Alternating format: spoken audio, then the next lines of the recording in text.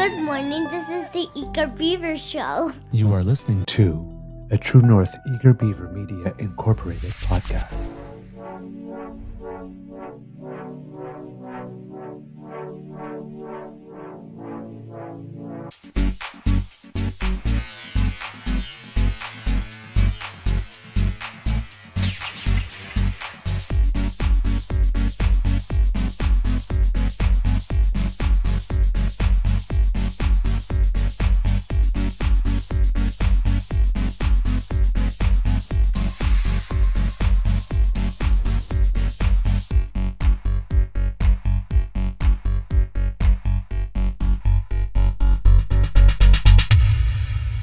True North Eager Beaver podcasts are proudly brought to you by our founding sponsors, the Miss V Mysteries from Corvid Moon Publishing, your source for science fiction, fantasy, and cozy mysteries featuring a broad diversity of characters. PsychicTarot.ca, book your tarot reading and unlock your spiritual journey. And the Pepper Master, hot pepper sauces made from farm-fresh ingredients to thrill your taste buds and expand your mind.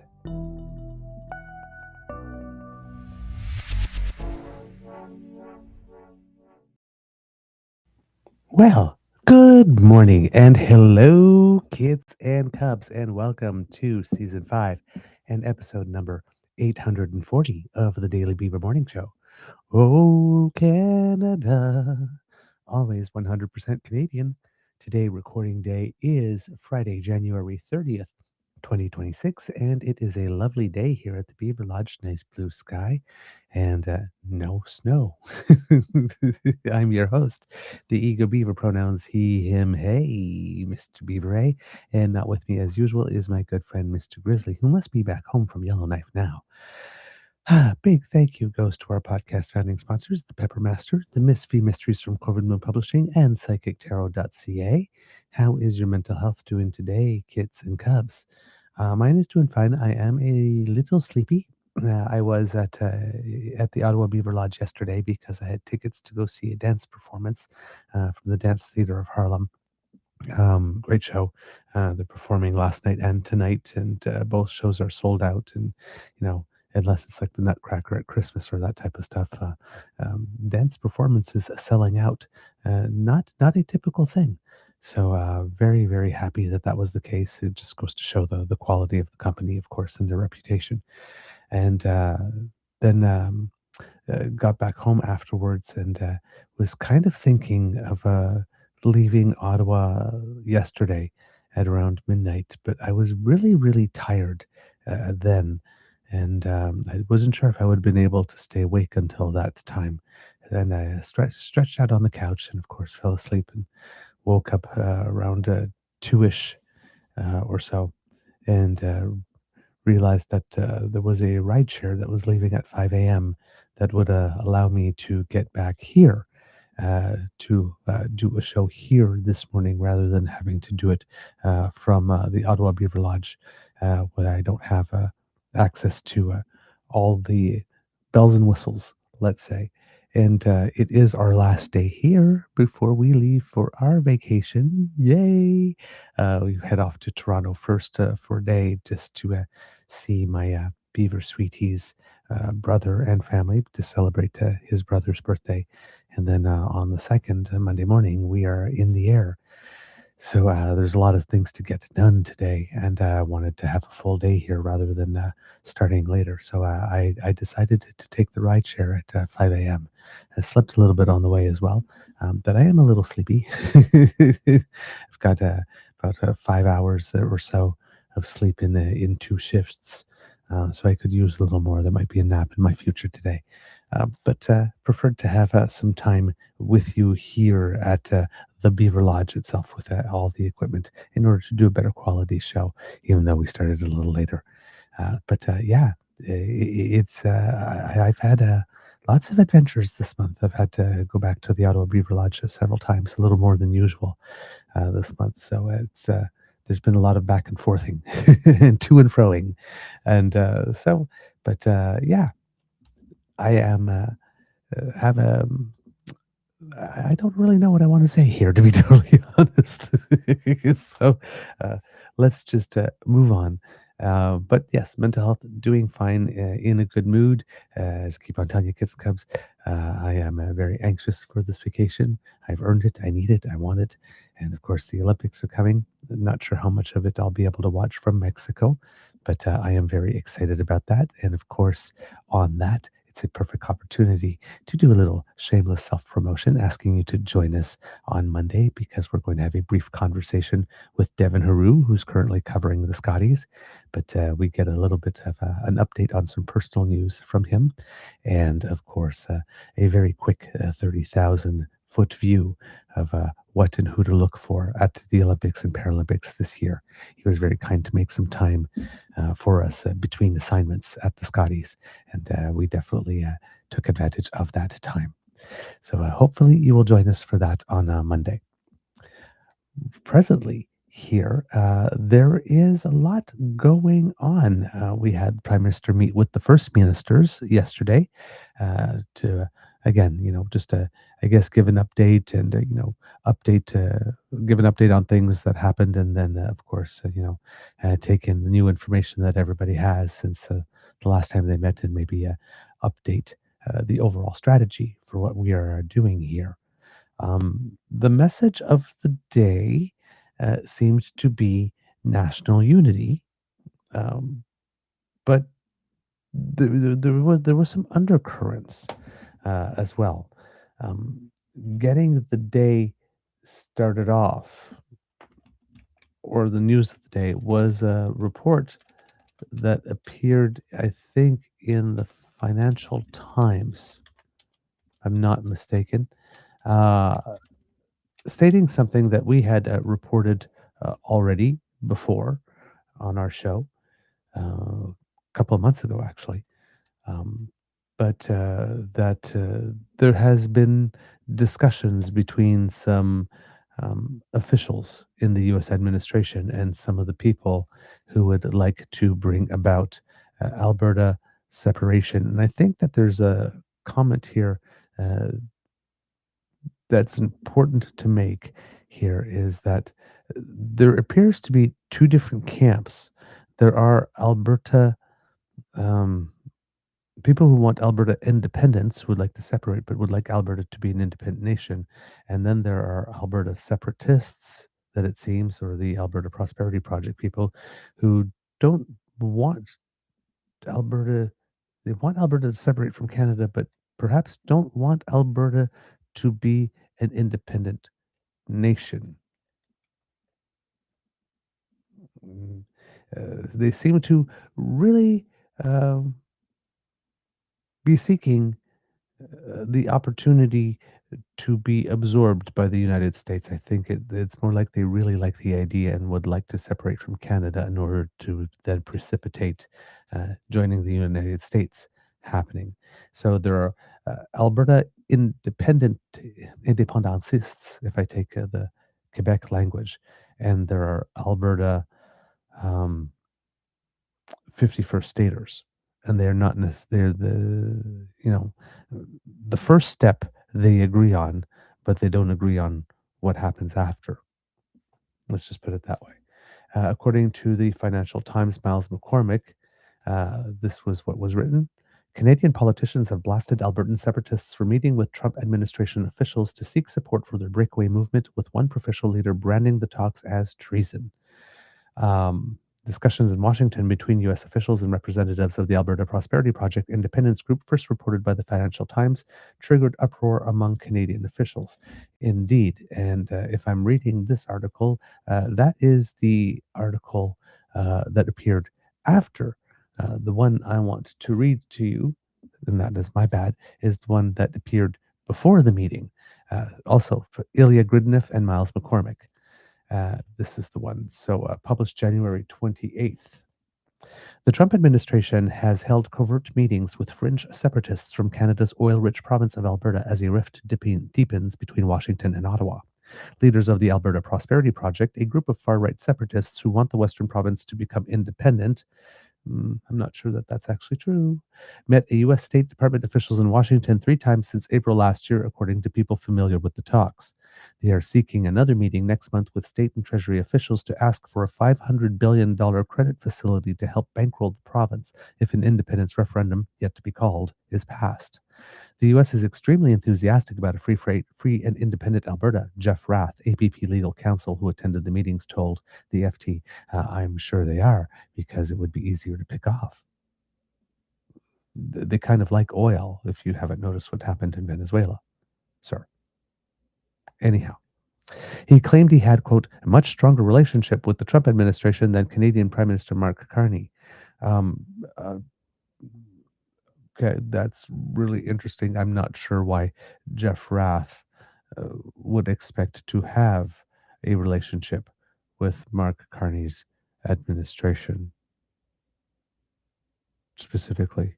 Other than the Alberta Prosperity Project, I'm not sure what it is that he does that would require him to have a relationship of any kind with the administration of Canadian Prime Minister Mark Carney, especially at such high levels. Anyway, a State Department spokesperson said, quote, the department regularly meets with civil society types, as is typical in routine meetings such as these. No commitments were made. This is not a civil society type, though. Right? This is the leader of an organization that is seeking to break up the country north of you, who is supposed to be your ally. A White House official said, quote, administration officials met with a number of civil society groups. No such support or any other commitments was conveyed. A person familiar with Treasury Secretary Scott Bessent's thinking said neither he nor any other Treasury official were aware of any credit facility proposal and did not intend to engage on the issue. The person added that no senior Treasury Department official had received a request for a meeting. Spokespeople for the U.S. Treasury in Carney's office declined to comment. The contacts coincide with a deterioration in relations between the U.S. and Canada. President Donald Trump and Carney clashed last week after the Canadian premier suggested Washington was creating a, quote, rupture in the world order. The U.S. was unlikely to provide any material support to the French separatist movement, according to people familiar with the American position, but the conversations underline the tensions between Washington and Carney's federal government in Ottawa. Carlo Dade, Director of International Policy at the School of Public Policy at the University of Calgary, described the separatist leaders as, quote, attention seekers. He added, quote, the Americans are more than happy to continue to play Canadians off each other. British Columbia Premier David Eby described the FT's report of the meeting as alarming because Trump is, quote, not particularly respectful to Canada's sovereignty. To go to a foreign country and to ask for assistance in breaking up Canada, there's an old-fashioned word for that, and that word is treason, he told reporters in Ottawa on Thursday. Bessent caused a flurry of excitement among Alberta separatists last week when he described the province, the single biggest source of foreign oil in the American market, as, quote, a natural partner for the U.S. Quote, the Albertans are very independent people, he told right-wing podcaster Jack Prosobiec. There is a rumor that they may have a referendum on whether they want to stay in Canada or not. The person familiar with Bessent's thinking said the Treasury Secretary neither supported nor opposed Alberta independence movement, but views Carney as pursuing a personal agenda to the detriment of the province, highlighting his prior work on climate issues. Bessent believes Alberta could deepen its ties with the U.S. while remaining a Canadian province, the person added. Carney grew up in Edmonton, Alberta's capital. The province of 5 million people has had a small independence movement for decades, with its roots in Canada's formation more than 150 years ago. Ipsos polling conducted last week found approximately 3 in 10 residents of both Alberta and Quebec would vote for the province to separate from Canada, but unlike Quebec, Alberta's independence movement has never gained any real traction. The APP, that's the Alberta Prosperity Project, or as we call it, the Alberta Perfidy Project, is attempting to gather 177,000 signatures to bring an independence petition to the legislature by May. It declined to say how many it had secured to date. That's very interesting because I remember the Forever Canadian petition. People had no problem telling us along the way how many they had collected. Just saying. The talks will nonetheless stoke existing concerns of meddling in Canadian domestic affairs by the Trump administration and its proxies. Quote, we're seeing evidence of foreign interference, said Gil McGowan, president of the Alberta Federation of Labor, pointing to social media ad campaigns, the use of online bots, and MAGA influencer voices. Quote, it doesn't feel organic. We are being targeted by the MAGA crowd. Alberta is an essential partner in our federation, said a spokesperson for Canada-U.S. Trade Minister Dominic LeBlanc. Quote, the government is engaged in reviewing the Canada-Alberta relationship based on common objectives and respect for each other's jurisdiction. Rath declined to say who the APP spoke to in Washington. Quote, we're meeting very, very senior people, leaving our meetings to go directly to the Oval Office, he claimed. Yeah. Attention seeker. Who are you meeting with? We can't say, but they're very, very senior people. Very, very senior people who like leave our meetings and go directly to the Oval Office. Very senior. Very, very important people. How's your signature collection going? Oh, it's going. The Separatist Party has adopted similar themes to UK's Brexit movement. It accuses Ottawa of squandering billions of dollars in oil revenue and touts conspiracies around Chinese influence, Christian persecution, and the globalist agenda. Dun, dun, dun. Rath said his group had also met officials from Quebec's separatist movement, which lost independence referendums in 1980 and 1995. Alberta Premier Danielle Smith, who last year lowered the threshold for a referendum, opposes independence for the province. So she says, quote, the overwhelming majority of Albertans are not interested in becoming a U.S. state, said Smith's spokesperson. But is she interested in it? That is the question. The Alberta Forever campaign, a counter-petition opposing independence, received 438,568 signatures by a December deadline last year. So there you go, kids and cubs. That was the article that appeared in the Financial Times and got everybody talking about something that was in the public domain for a while already. You had various statements yesterday and throughout. Various premiers were asked about how they felt about that kind of thing. And you had, well, let's just put it this way. Yesterday was also Wab Canoe Day. Okay, this guy, again, I don't know, man. It's just the energy he brings, or the way he sees the world, and the way he just interprets and gives it back to us. But this guy's a light. It's like, again, we need so many more Wobs. many. It's like, he is a. If ever there was an argument for cloning, that I'll just say, Wob Canoe. All right, here we go. Yesterday among premiers, there was some conversation yesterday among premiers about different referenda. Don't get a chance to use the word plural of referendum very often, so I'm going to use it, referenda. We had some conversations, and the joke that I said from Manitoba's perspective is like, wow, all this referendum talk makes me want to have a referendum too, except in Manitoba, the question is going to be, do you want to stay a part of Canada? And the two choices are going to be yeah and heck yeah. So that's where we're coming from.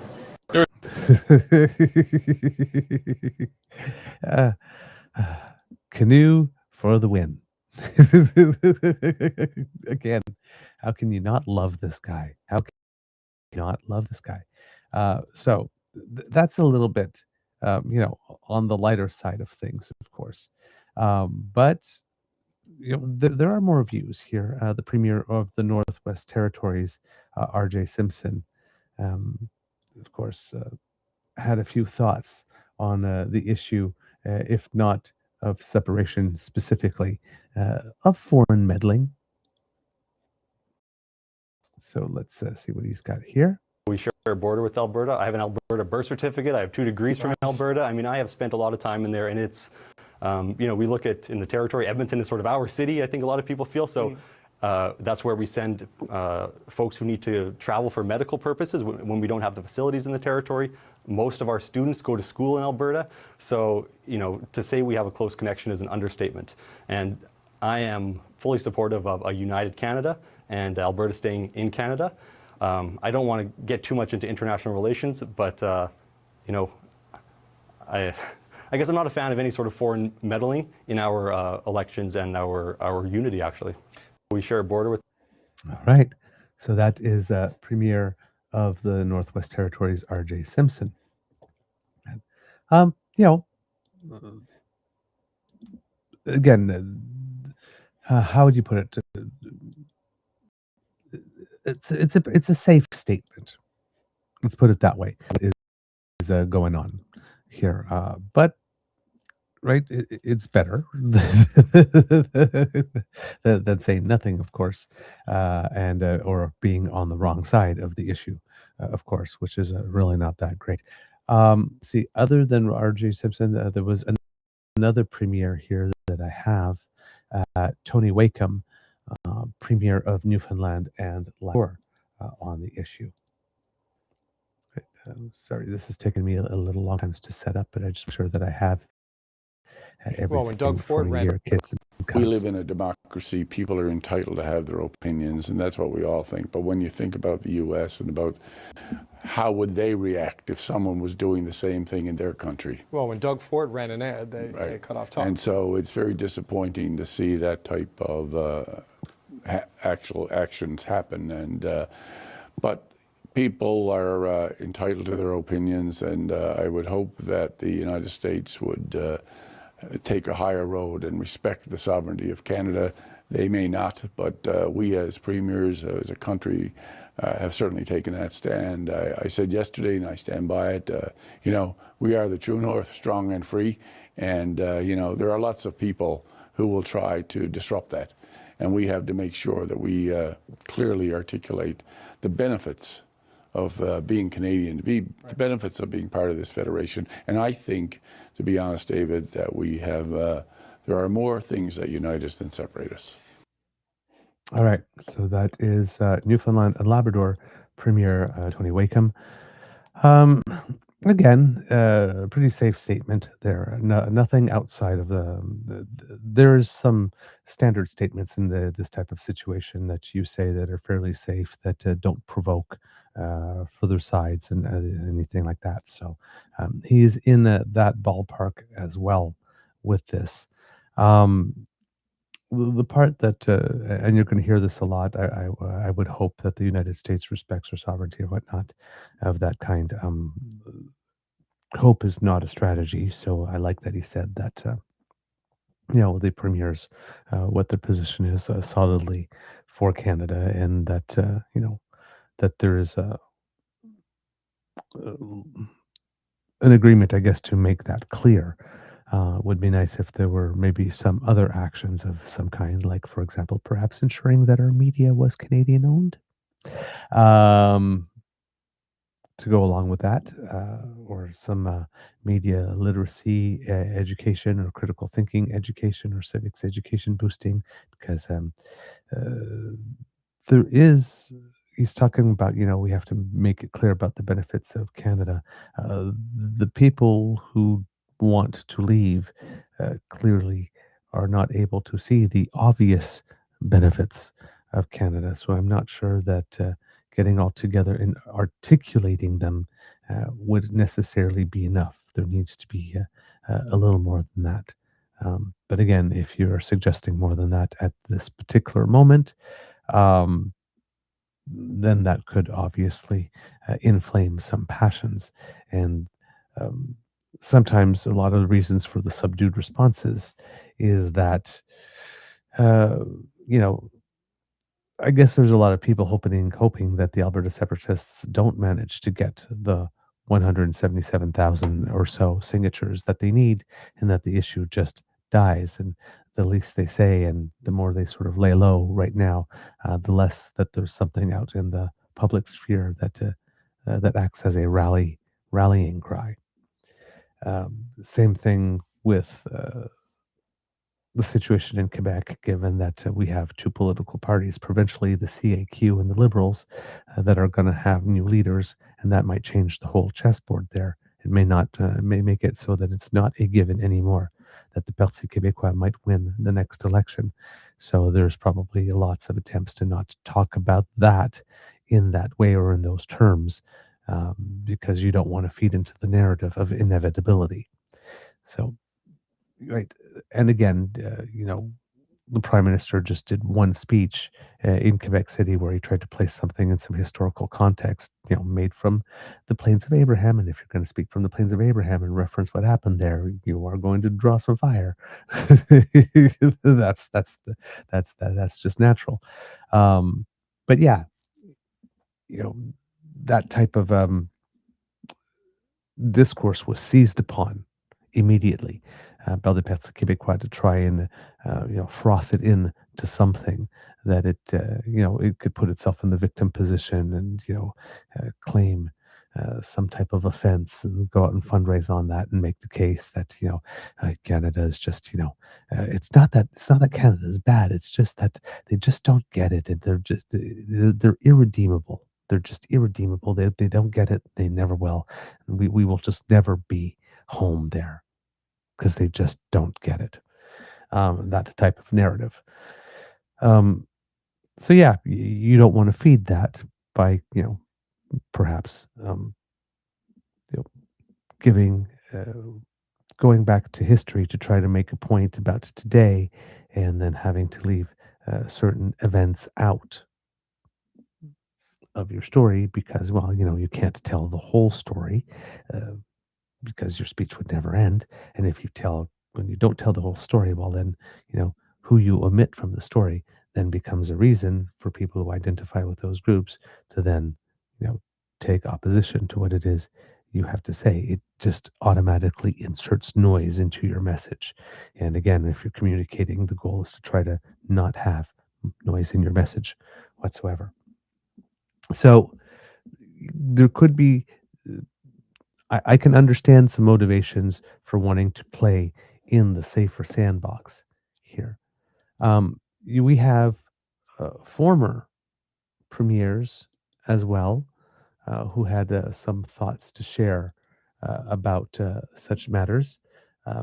Jason Kenney was one, and I find it interesting that Jason Kenney is out here trying to beacon Canada on the issue of Alberta separation, mostly because, well, how would I put it? Jason Kenney, he made a statement at one point when his premiership about, given the keys to the asylum to the lunatics, I believe it was. And he courted this movement, the whole part of the Unite the Right thing that he did when he was still a federal MP, when he was trying to unite the right and then ran for the leadership of the UCP, is he courted this vote. He made a place for it. He made a home for it within his party. Then he became the premier. Then COVID happened. And he kept on trying to appeal to that base, but at some point, Kenney had to draw a line on something somewhere along the way. And then, of course, well, he wasn't pure anymore. Right? He wasn't pure anymore. He wasn't a real conservative anymore. And then his party turned against him. And they ditched him. And now we got Daniel Smith, who's rolling out the red carpet for the lunatics in the asylum, to whom he gave the keys. So,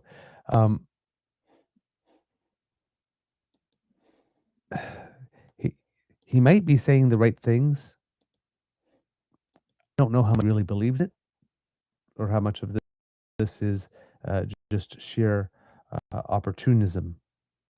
But rather, on his, I think he has designs on wanting to run for the leadership of the Conservative Party should Pierre be tossed out. But I have a hard time I just have a hard time believing it from him. But let's hear what he has to say. I don't really listen to anything this guy says. He's a clown and a carny barker, and thrives on conflict, and he just randomly insults people. But there are, as Premier Smith has said, many Albertans with very deep, legitimate, and longstanding grievances about how the Federation has treated our province, and more particularly our resource industries. And Ottawa needs to demonstrate it's sensitive to those concerns. So I think what Albertans are looking for in this debate is not a trading mat, kind of an insult competition, but rather real issues. And I think that the MOU signed by the Prime Minister is a significant step forward. And he just said this week he's committed to a West Coast pipeline, and Premier Eby said he admitted what I think is the obvious, which is that he can do nothing to stop it. So I think we are making progress. I think we Albertans should take yes for an answer. We've got a pipeline to the West Coast in the Trans Mountain expansion owned by the federal government, creating billions of dollars of value. We've got huge expansion coming with LNG. We've got a federal government finally committed to another West Coast pipeline. We're producing and selling more oil than we ever had in our history. And the idea that turning into a landlocked statelet with no argument, no legal power to build coastal pipelines or expand our infrastructure, our export infrastructure, would be, I think, economically suicidal. So I think the separatists, what they want to do is play on anger as opposed to actually deal with those very real facts. Okay. Now, again, kits and cubs. The words he is saying are not wrong at all. But like I said, I have a little bit of trouble. When he opens there, he's talking about Mr. Rath, and he says, I don't listen to anything this guy says. He's a clown and a carny barker and thrives on conflict. And he just randomly insults people. Wasn't that Jason Kenney's entire persona in the first few years?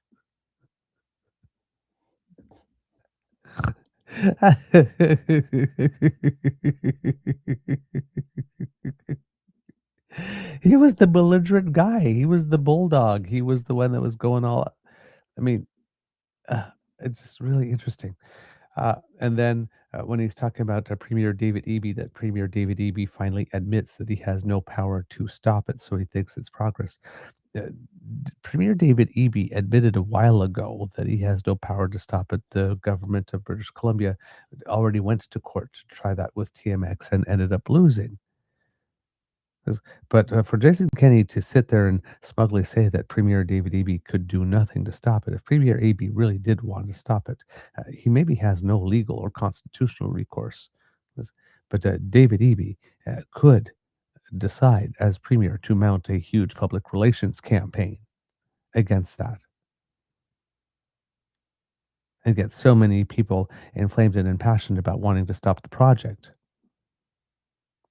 that they could make it impossible for the project to go ahead. It's not like David Eby is completely powerless if he did not want the pipeline. There's just no legal recourse. But there are other ways. There are other ways. But yeah, even Jason Kenney here getting in on it. I really don't want to play him because he everything he says is pretty much wrong, and I don't think his discourse adds anything really to the value of the public discourse. But it seems that Jeffrey Rath who I believe is also in some trouble with his professional order, if I remember correctly about that. He says on being called treasonous Every time these idiots open their mouths, the backlash in Alberta is through the ceiling. EB can't even come up with an original insult. Jason Kenney made front page news by calling me a treasonous kook. It's not an insult to call you treasonous if you are. Now, of course, here, kids and cubs, again, we have to remember that under the law, treason in Canada has a very, very specific definition in Canada. Everyone commits high treason who in Canada kills or attempts to kill Her Majesty or does her any bodily harm tending to death or destruction, maims or wounds her, or imprisons or restrains her, or that would be him then, or levies war against Canada or does any act preparatory thereto, or assists an enemy at war with Canada or any armed forces against whom Canadian forces are engaged in hostilities, whether or not a state of war exists between Canada and the forces who they are. Between Canada and the country whose forces they are. That's high treason. And everyone commits treason in Canada who uses force or violence for the purpose of overthrowing the government of Canada or a province without lawful authority, communicates or makes available to an agent of a state other than Canada military or scientific information or any sketch, plan, model, article, note, or document of a military or scientific character that he knows or ought to know may be used by that state for a purpose prejudicial to the safety of defense of Canada. This is happening, but not for a military or scientific information. It's happening in terms of financial solvency. Conspires with any person to commit high treason or to do anything mentioned in paragraph A. Forms an intention to do anything that is high treason or that is mentioned in paragraph A and manifests that intention by an overt act, or conspires with any person to do anything mentioned in paragraph B, or forms an intention to do anything mentioned in paragraph B and manifests that intention by an overt act. So it doesn't meet the textbook legal definition of treason, but it is seeking the assistance of another country, a country that I might add is particularly hostile to us at the moment, in order to gain their assistance in breaking up another country. Again, if it's not the legal definition of treason, it certainly is the public opinion one.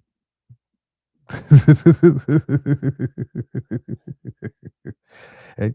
So I guess that's the difference between treasonous and treacherous. So if not treasonous, definitely treacherous, what's going on over here. Which brings us to Premier David Eby. This is Catherine Tunney yesterday. BC Premier David says Alberta separatists meeting with U.S. administration and seeking financial backing is an act of treason, as the issue of national sovereignty loomed over a meeting between the Premiers and Prime Minister Mark Carney on Thursday. To go to a foreign country and to ask for assistance in breaking up Canada, there's an old-fashioned word for that, and that word is treason, said Eby, ahead of the closed-door meetings in Ottawa. He was reacting to reports that members of the U.S. President Donald Trump's administration have held meetings with members of the Alberta Prosperity Project, a separatist group that is pushing for the Western province to become independent. The group is seeking a possible $500 billion U.S. line of credit from the U.S. Treasury to help bankroll the new country if they come out victorious in a referendum. An official with the U.S. State Department confirmed the meeting, saying the department regularly meets with civil society types, but added that no commitments were made. Quote from Premier Eby: "It is completely inappropriate to seek to weaken Canada, to go and ask for assistance to break up this country from a foreign power, and with respect a president who has not been particularly respectful of Canada's sovereignty. I think that while we can respect the right of any Canadian to express themselves to vote in a referendum, I think we need to draw the line at people seeking the assistance of foreign countries to break up this beautiful land of ours." The Alberta Prosperity Project co-founder Jeffrey Rath pushed back against Eby's comments, calling them, quote, defamatory. "It's a childish temper tantrum on behalf of a spoiled NDP politician," Rath told CBC News. "We're thrilled with Premier Eby losing his little mind today and saying the nasty things he's saying and all the insults that he's levying. It's childish, it's defamatory, it detracts from his credibility." Sure, girl. Sure. Alberta Premier Danielle Smith said she supports a strong and sovereign Alberta within a united Canada without ever telling us what the fuck that means. Although her critics point out she made it easier last year for an independence petition to succeed. At a closing news conference Thursday, the Premier said she expects the U.S. administration to, quote, confine their discussion about Alberta's democratic process to Albertans and to Canadians. Why would you expect that? On the basis of what has the U.S. administration done over the past year to make it such that you could reasonably have such an expectation? Premier Smith. Asked about the cross-border meetings, Carney would only say he expects the U.S. administration, which has previously made jabs about making Canada the 51st state, to respect Canadian sovereignty. So, again, even the Prime Minister is staying in the safe zone, which is really interesting considering that he wasn't afraid to stick out his neck in Davos.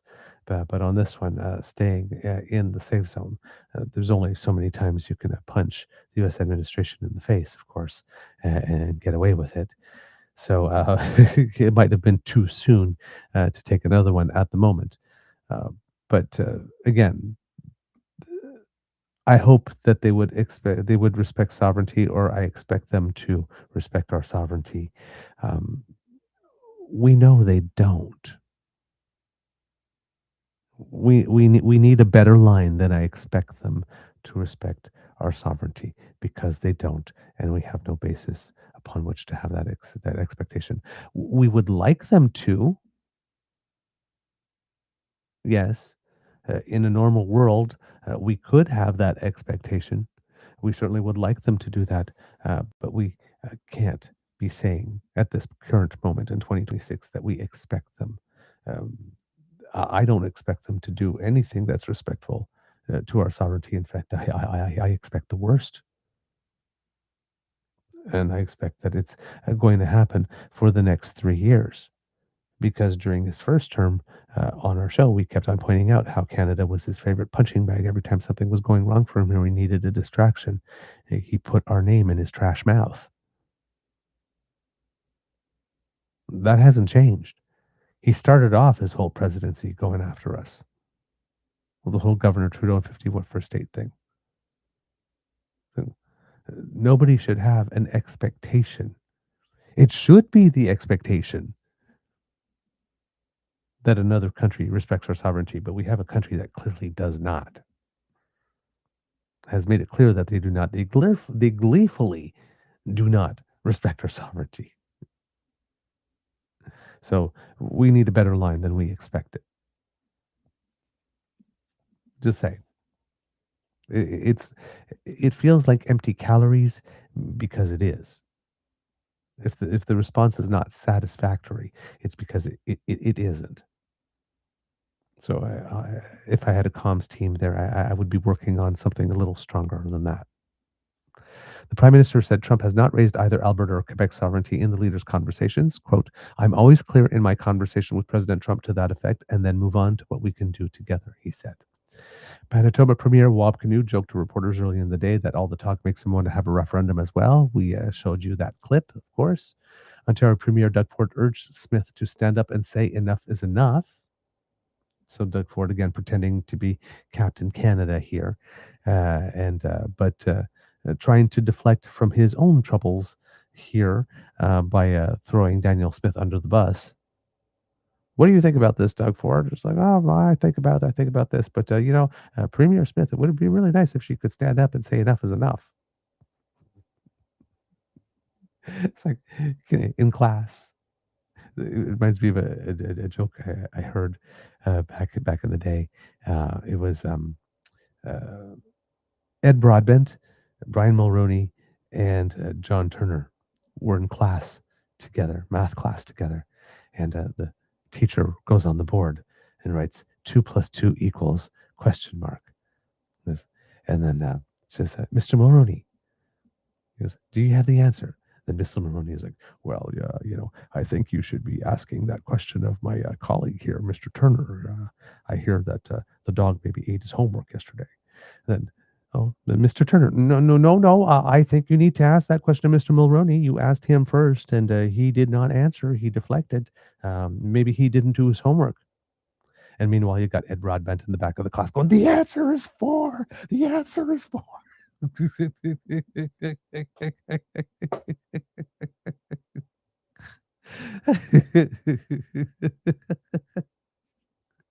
Oh my God. So yeah, yeah, this kind of makes me think of that. Oh my God. Oh man. So yes, the article then goes on to talk about stuff that we've talked about already here. Um, Another comment about wrath about the people that he is meeting with. The officials we've been meeting with in Washington are extremely enthusiastic about the prospect about a free and independent Alberta, Rath said. Republican Representative Andy Ogles of Tennessee also weighed in late last week. Quote, I think the people of Alberta would agree with the sentiment that they would prefer to not be part of Canada and to be part of the United States because we are winning day in and day out. Again, no longer being part of Canada and becoming a part of the United States is not an independent Alberta. I don't know why people don't point this out a little more often, but it seems rather obvious. While vocal recent public polling suggests the pro-independence movement is a minority, a poll released earlier this month found that only 1/5 of Albertans' respondents would vote to separate. The Alberta independence movement isn't the only fracture in the Federation. Parti Québécois leader Paul Saint-Pierre Plamondon, who polls suggest is the man to beat in the fall provincial election, has promised a third referendum if he wins. While Saint-Pierre Plamondon remains popular, opinion polls generally show that about 2/3 of Quebecers would vote against the idea of an independent Quebec. Also, polling is indicating that on the question of do you want an actual referendum, there are more people that do not want a referendum than there are people, is that? Yes, who would vote against. So, and even among the group of people who want independence, they might want it, they just don't want it right now, while the United States looks like it would like to expand and pick off, uh, territories that are just floating all of a sudden. So, yeah, there is less support for an actual referendum than there is support for separation at the current moment. So it's not a winner, and that's why I'm saying with the election campaign, if he's campaigning so hard on making sure that one will happen during his first mandate when people don't want it and people are turning around, well, why are we going to spend all that time and all that political capital and emotional energy on something, a vote that we know is going to fail because there are even more people who don't even want the vote to take place.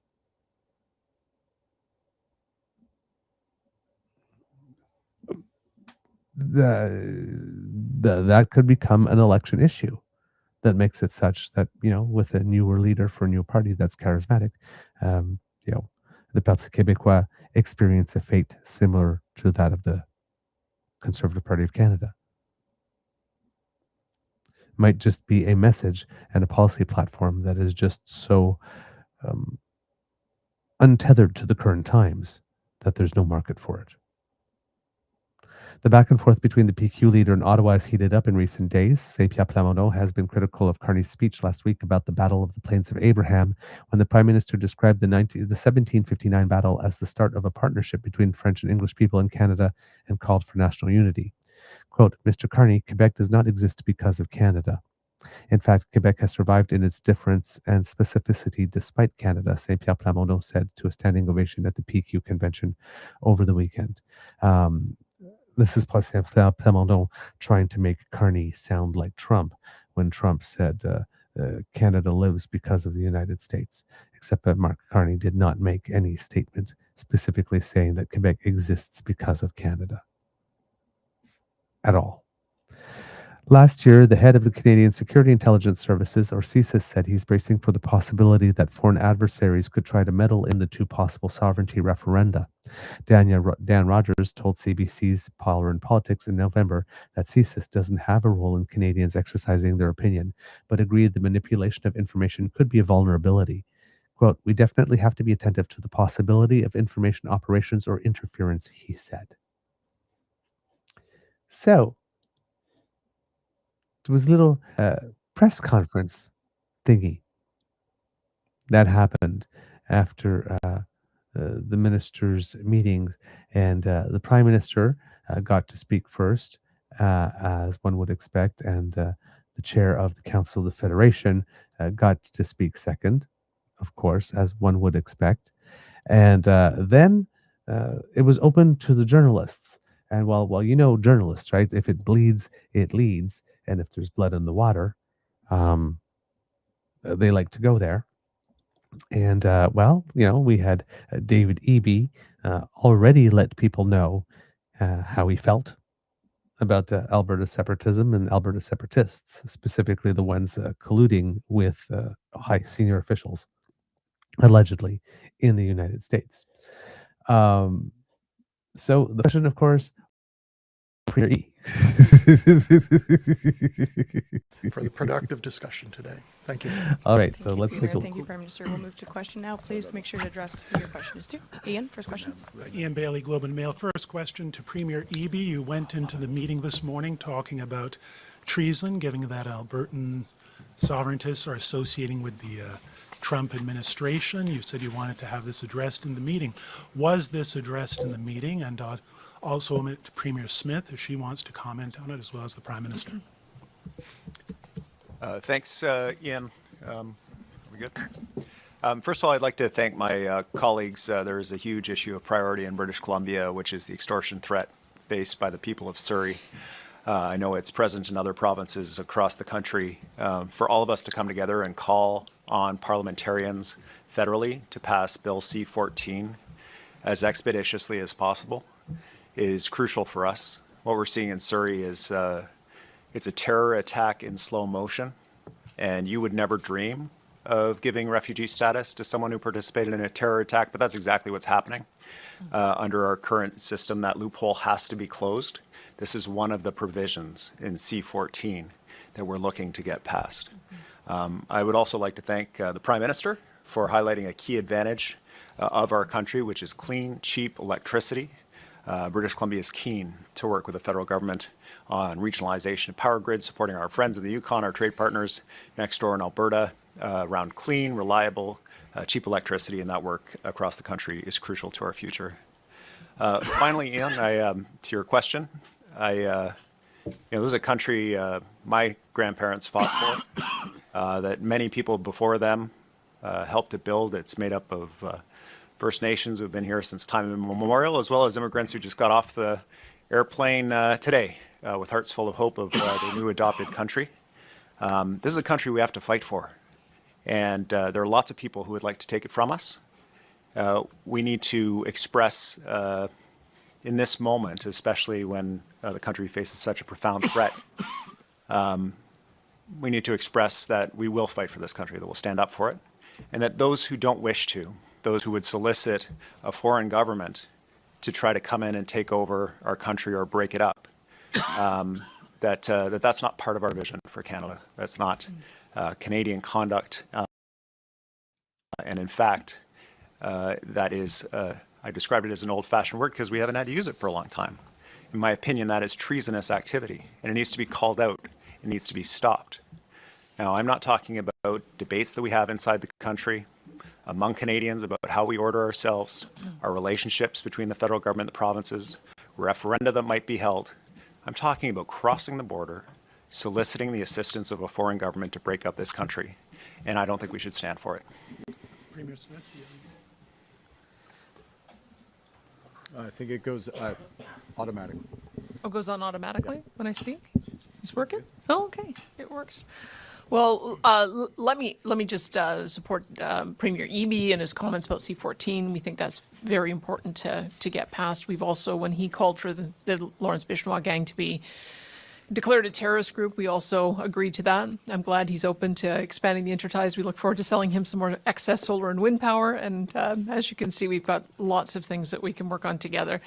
I've always been clear that me and our United Conservative Caucus are supportive of a strong and sovereign Alberta within a united Canada.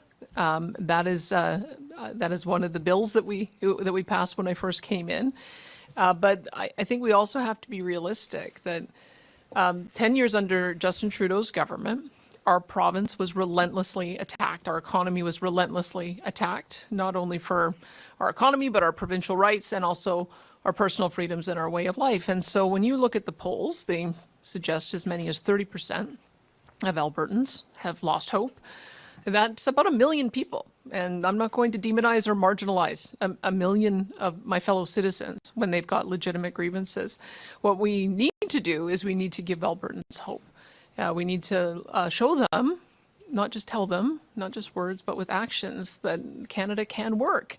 And that's what I've been doing. That's why I signed an agreement with the Prime Minister in November so that we could work in common cause on correcting some of the mistakes, I would say, of the Trudeau government. And it's why we participate in these kinds of First Ministers conferences so that we can find the things that we agree on and work together for that, for the betterment of the country. And I think this is a very powerful table that has been able to do that for the last 3 years that I've been on it. And I'm honored and delighted to be here. Something else. Would Canada agree to an increased external trade policy agreement alignment with the U.S.? All right. So I was thinking there that the Prime Minister was going to come in on that one, but didn't. First thing, I noticed, I don't know if you did when this all started, but there was two things I noticed. First, I'm going to show you screen, the long shot of all the premiers. This is as the question is being as we're going to the questions. Look at all the premiers. I wonder which one of these premiers knows which question is coming and what they're going to have to deal with and is dreading it. Let's see. One of these things is not like the others. One of these things is not the same. Oh, there we go. Look at that. Arms crossed and looking down.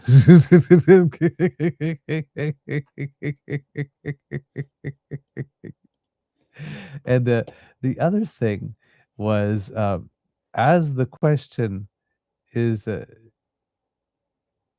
being asked,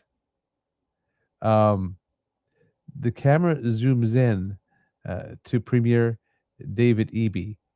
And as the camera is zooming in, I'm just going to show you this. Look at Wab Kinu's face here, because he clearly knows there's drama coming, and he clearly knows that he's on the right side of the issue, right? Because he said, well, I kind of want a referendum too, and if I did so, there would be two options, yell and hell yeah, right? Or heck yeah. So he knows the question is coming, the question's being asked. Just take a look at his. Mr. For the productive discussion today. Thank you. Right, Thank you. right Thank you, Prime Minister. We'll move to about question now. Please make sure you here. address who your question is to. Ian, first question. Ian Bailey, Globe and Mail. First question to Premier Eby. You went into the meeting this morning talking about treason, given that Albertan sovereigntists are associating with the Trump administration. You said you wanted to have this addressed. Did you see the smile? It is, oh, this is the juicy one. Oh my God, I love that guy.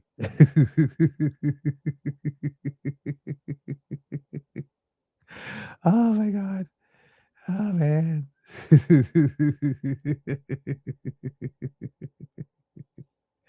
Oh my. Oh man. Sorry. I just thought it was funny. Yeah, I always look for Wab Kinu's face because sometimes he gives away a lot. I absolutely love Wab, of course. And of course, yes, we'll take Minnesota. Yes, Jesse Ventura. who I believe was a state senator for Minnesota in the past, sort of mused aloud that maybe Minnesota should join Canada instead. So the play is being picked up on here, according to Kevin Mayman of CBC News. As anger grows over the deployment of federal immigration agents in Minnesota, some in the state are calling for a novel solution, becoming Canada's 11th province. Jesse Ventura, the former professional wrestler who served as the state's governor from 1999 to 2003 for one, pitched the idea last weekend.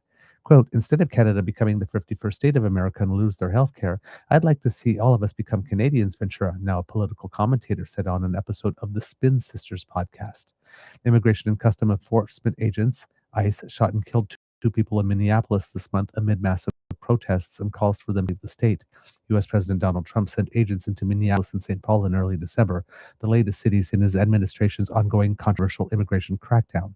Ventura said it's, quote, obvious Trump doesn't want many Minnesotans, and he's sure Canada, quote, would be happy to take them. And of course, we would. I mean, if that's something Minnesotans would choose for themselves without any interference from us, of course, we pretty much consider Minnesotans as being honorary Canadians anyway.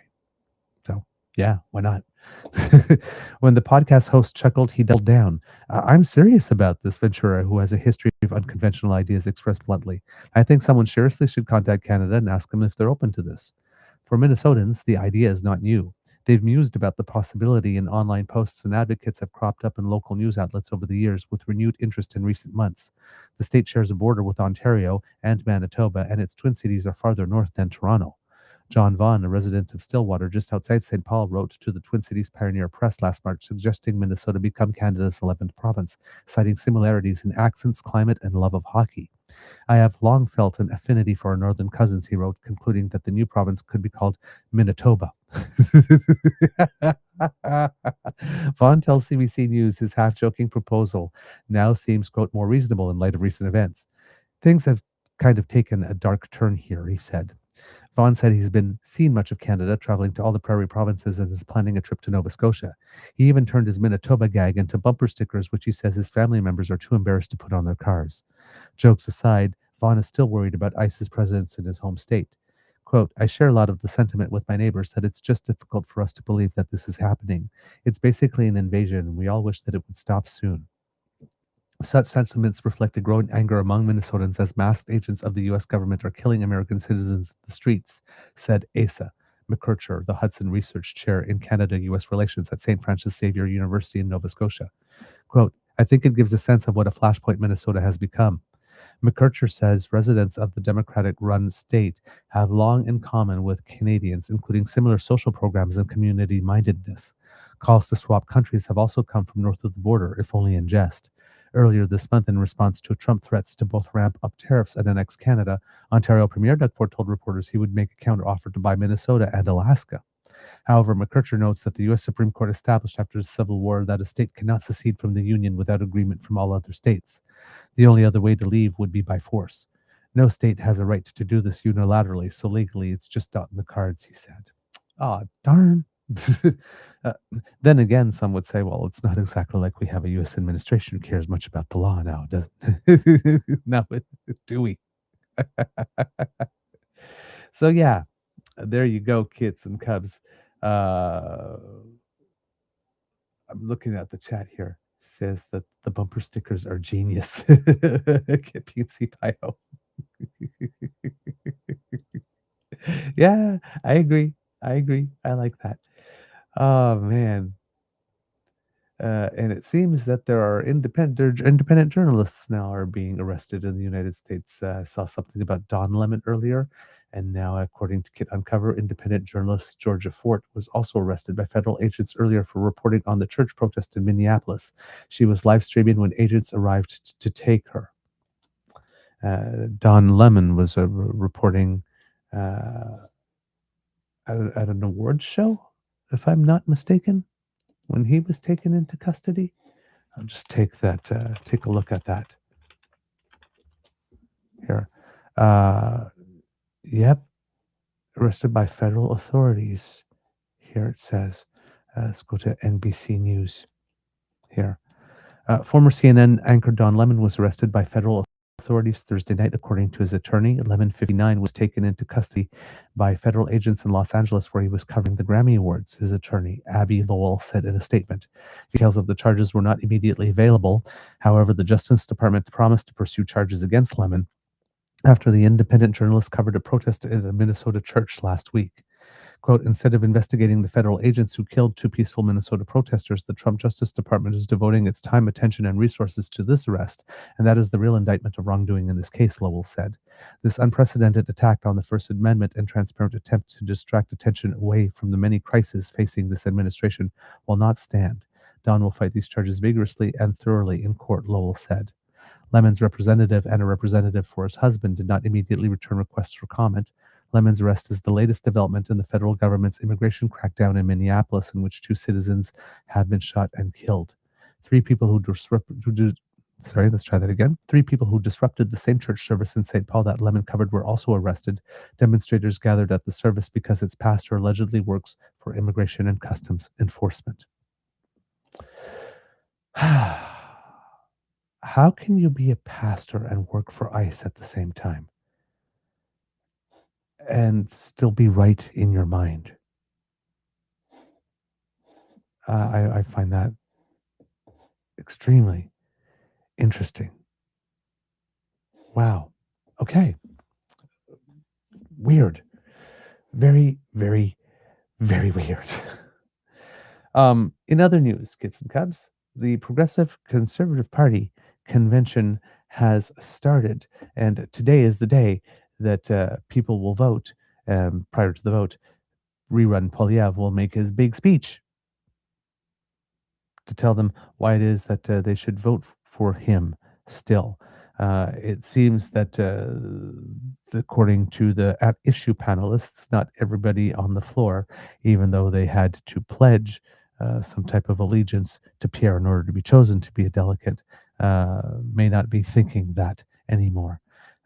How many of them are not thinking that anymore, of course, is the question that we're all looking to find out to see what number he gets.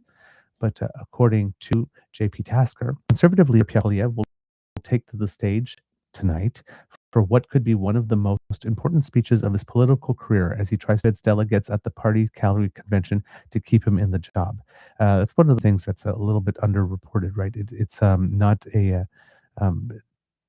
not a one member, one vote convention. It's a delegated convention where delegates were specifically chosen to go to speak for ridings and electoral districts. And of course, those delegates were mostly handpicked.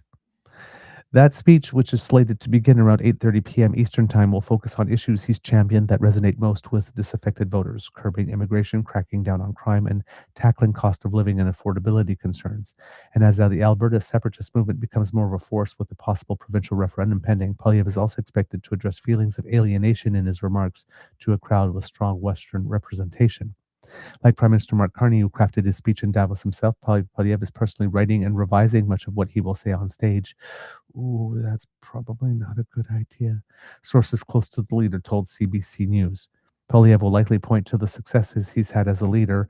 Reid point to the shiniest silver medal ever achieved in Canadian electoral politics, namely expanding the Conservative coalition to include many more young and working class voters. While Poilièvre fell short in the general election and lost his own Ottawa area seat to a Liberal, the party did win its highest vote share in a generation on his watch. Also important to note, because the articles never say that at the same time, he also drove vote to the Liberals so it got its highest vote share as well. But after 3 recent defections, 2 floor crossings and 1 resignation, there was a pervasive fear among delegates who spoke to CBC News on the first day of the convention that there could be another shock departure this weekend, just as the party is trying to get members to rally around Poilièvre. Another MP jumping the ship to Liberals would be a disastrous development and upend Poilièvre's attempt to project unity and strength after a rocky year. Yes, another person crossing the floor right before the vote would be so terrible. So terrible indeed. Not to mention another MP joining Prime Minister Mark Carney's team, plus a Liberal by-election win in Chrystia Freeland's former Toronto area seat she recently vacated, would deliver a majority government and possibly leave the Conservatives on the opposition benches where they belong for years. Actually, they don't even belong on the opposition benches. I guess if you can count all parties as being opposition, then on the opposition benches, but they certainly don't believe they don't even deserve to be the official opposition, the way that they've been running themselves. MP Melissa Lantsman, the party's deputy leader, spoke Thursday about the need to back Poilièvre to quiet the naysayers. Quote, "We are united. Our movement is united and our party is united," she told delegates, urging them not to listen to outside voices who she said are trying to divide the party. Yes, our party is united in Alberta that wants to separate. Great choice of location for a unity message.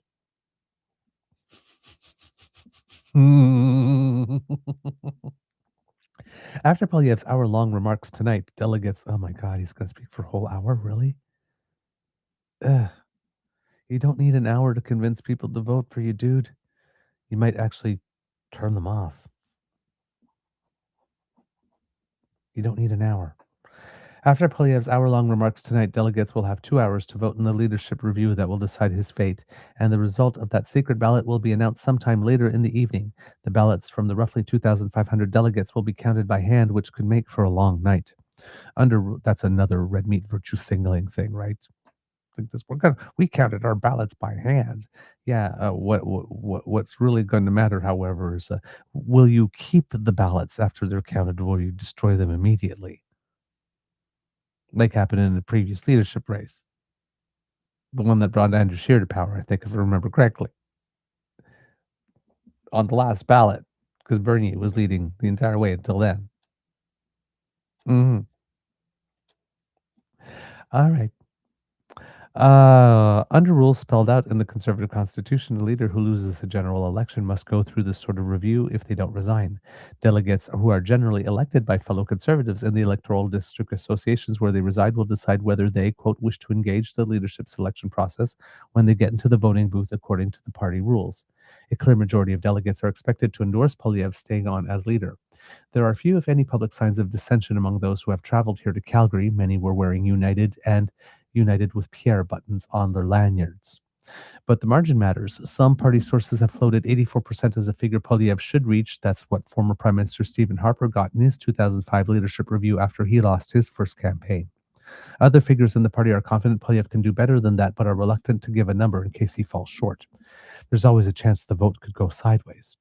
Joe Clark faced a very different party electorate when progressive Conservatives subjected him to a leadership review in 1983.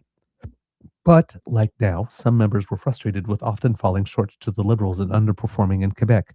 Clark ultimately got 67% of the vote and stepped down after receiving what he perceived was a weak mandate. In that case, the swap worked to the party's benefit. Brian Mulroney took over and the PCs went on to win one of the largest majority governments in Canadian history. NDP leader Tom Mulcair was dealing with a much more fractious party than the one Poilievre leads now, but his stunning result, he failed to win a majority of delegates, is an example of what can happen when disaffected members turn out in force. And like Poilievre, Ontario Liberal leader Bonnie Crombie led her party to defeat in the last provincial election and lost her own riding. She drew only 57% support in her review and subsequently resigned. But Poilievre loyalists insist that's not the likely outcome in this vote. The combination of a publicly unified caucus and the favorable demographics of the delegates here, Calgary is Poilievre's hometown after all, bodes well. And then there's the reason why so many party members were drawn to him in the first place. Few Conservatives have ever been as effective in prosecuting Liberal failures. Former interim leader Rona Ambrose endorsed Poilievre in a video Thursday ahead of the vote. Her message reflects what many delegates like about him as leader. Quote, Poilievre is a fighter who takes every challenge head on, she said. Yeah, that's probably the case. Perhaps he should pick a few less fights. Just saying.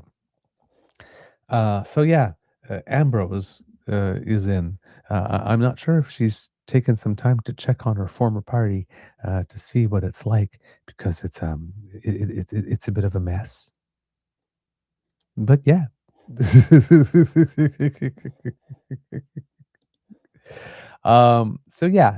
We've got that happening today, and we will be watching out for that, see what the results are.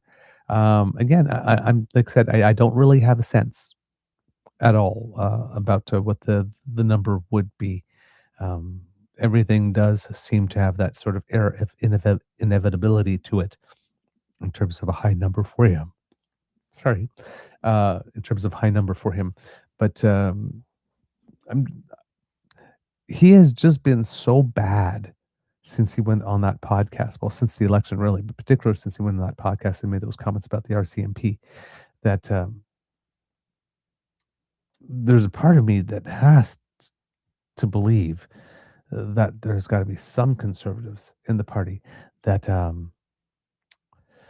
how would you say, would just like a serious chance at winning and might believe that he is not the guy. There was an analyst, I believe, who appeared on CTV's Power Play yesterday, talking about Pierre, and basically stating again something that we've said for a while, that Pierre just doesn't have the stuff. He just doesn't have the stuff. He's not leadership material. That's it. That's it. So yeah, we'll see what he has here. I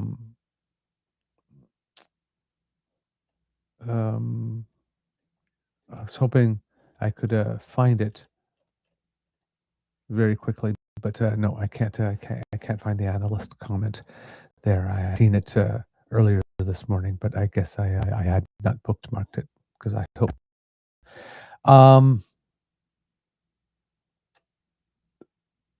On this front, Stephanie Levitz, who's a senior reporter with the Globe and Mail,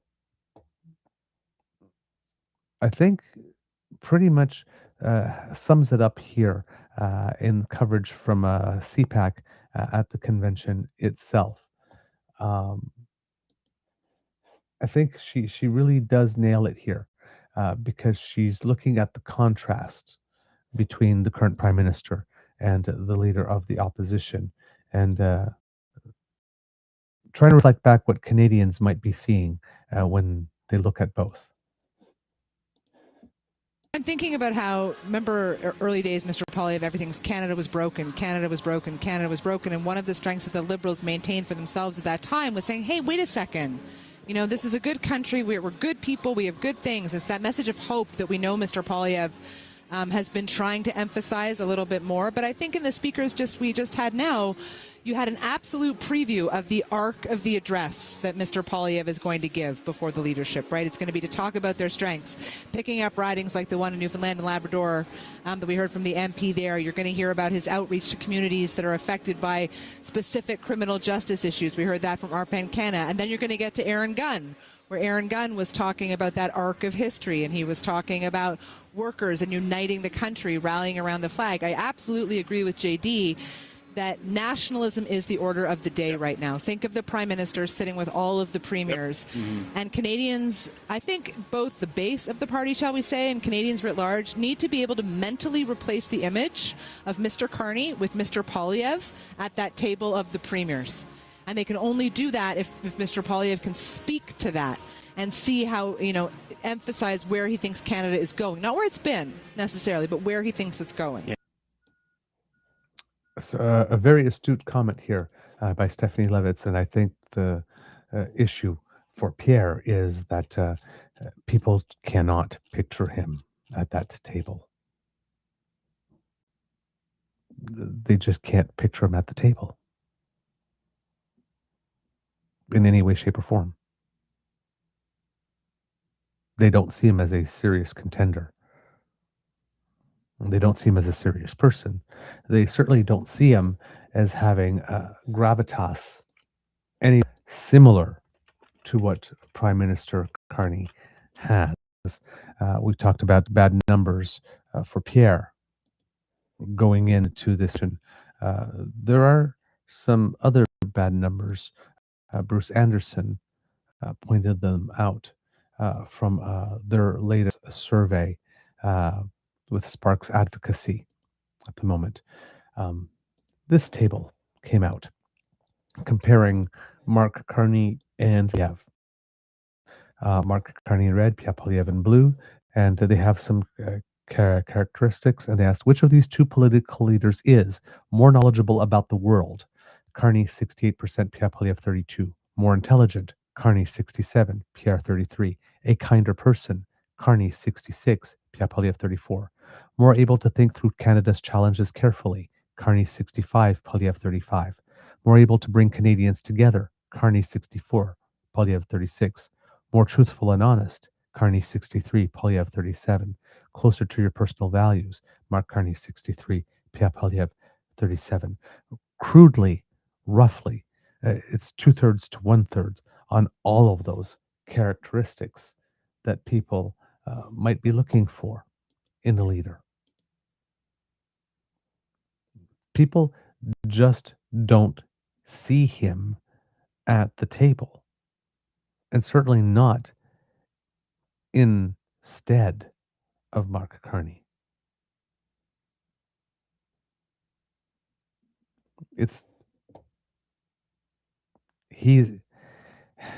He's over.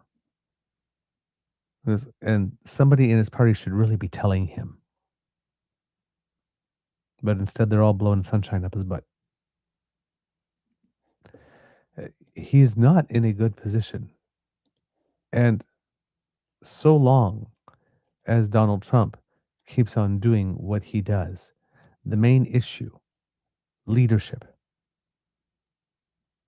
in the face of an existential threat,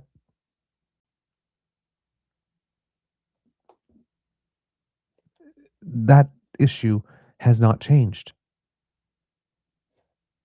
at all. Nothing has changed. In fact, that issue is even more salient now than it ever has been because of all the threats that we're getting.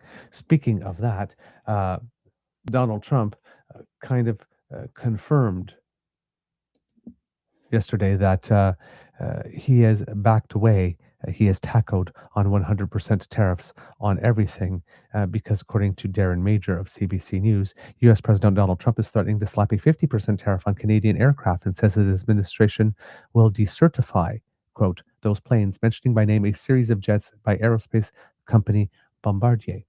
In a post on his social media site, Truth Social, Trump justified his latest trade war escalation by accusing Ottawa of blocking the certification of a series of jets made by U.S.-based Gulfstream. Quote, based on the fact that Canada has wrongfully, illegally, and steadfastly refused to certify the Gulfstream 500, 600, 700, and 800 jets, one of the greatest, most technologically advanced airplanes ever made, we are hereby decertifying the Bombardier Global Expresses and all aircraft made in Canada until such time as Gulfstream, a great American company, is fully certified, the president wrote. Quote, Canada is effectively prohibiting the sale of Gulfstream products in Canada through this very same certification process. If for any reason the situation is not immediately corrected, I'm going to charge Canada a 50% tariff on any and all aircraft sold into the United States of America. And I guess, is that 50% above the 100% you already said that you were going to charge on those? Or was that 100% including everything except for these aircrafts? It is unclear what he means by decertifying the planes, but the Federal Aviation Administration, run by a Trump appointee, is responsible for certifying aircraft to operate in U.S. airspace. According to a report from Bloomberg News, more than half of Bombardier's global fleet of 5,200 aircraft operate in the United States, with about 2/3 of the company sales coming from the U.S. compared to about 3% from Canada. A White House official told Reuters that Trump was not suggesting decertifying Canadian-built planes currently in operation. A number of Gulfstream jets, including the G450, G350, GV, G550, and G500, have been certified by Transport Canada to some degree, according to the company's website. Canadian-based Bombardier and Gulfstream are currently heavy competitors in the business jet market. Bombardier said late Thursday that it had taken note of Trump's social media post and said it is in contact with the federal government about his remarks. Quote, our aircraft facilities and technicians are fully certified to FAA standards and renowned around the world, the company said in a statement, adding it is investing and expanding U.S. operations. We hope this is quickly resolved to avoid a significant impact to air traffic and the flying public, Bombardier added. Trump also targeted the Canadian company during his first term, slapping a near 300% tariff on Bombardier's C series. That model, known as the A220, was later sold to Airbus. Beyond Bombardier, de Havilland Canada and Airbus both have manufacturing plants in Canada and could be subject to tariffs if Trump follows through on his threats. Political tensions between Canada and, anyway, that's background, stuff like that. So we'll skip over that. Background, and the rest is background. Here it says here, Gulfstream President Mark Burns said in November that U.S. trade tensions with Beijing have definitely slowed a number of opportunities in China. It's a good market for us, Burns said, but obviously the trade tensions do create some slowdown in that marketplace. So I'm hopeful that there's something that gets done there in the near future. So yes, apparently 50% tariffs on those. It would seem that issues has to do with who's doing some of the certification here. I've been seeing online that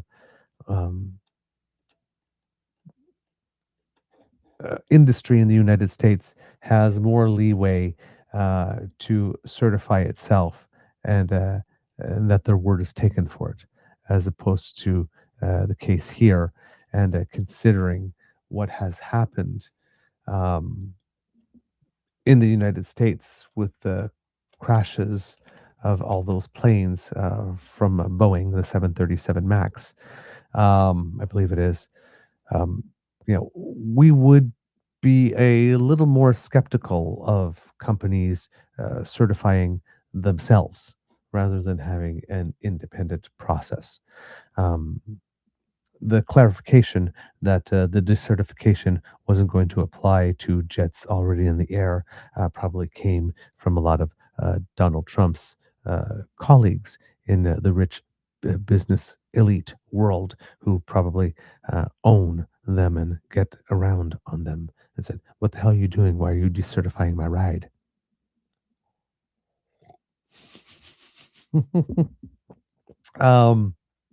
But yeah.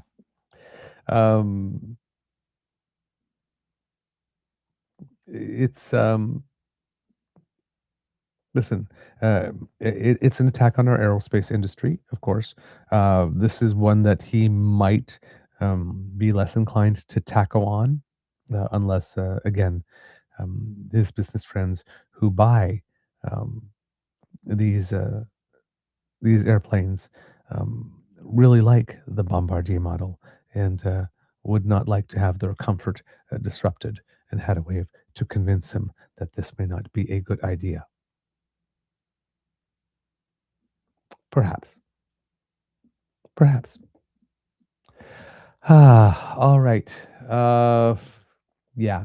Uh, he's flailing. He's flailing. He's reaching for stuff and trying this out and trying this out. And so when, I'm going to take over Greenland. Oh, well, there's a military response. Okay, 100% tariffs on Canada. Oh, I can't do that. That will destroy the economy. Okay, 25% tariffs on South Korea. Oh, okay, 50% tariffs on planes coming from Canada. Those Bombardier planes. See how they like that. But, Bombardier has pieces and components made in the USA by Americans, and Gulfstream's planes fly in Canada and are FAA approved. Transport Canada has approved Gulfstream sales in Canada for decades.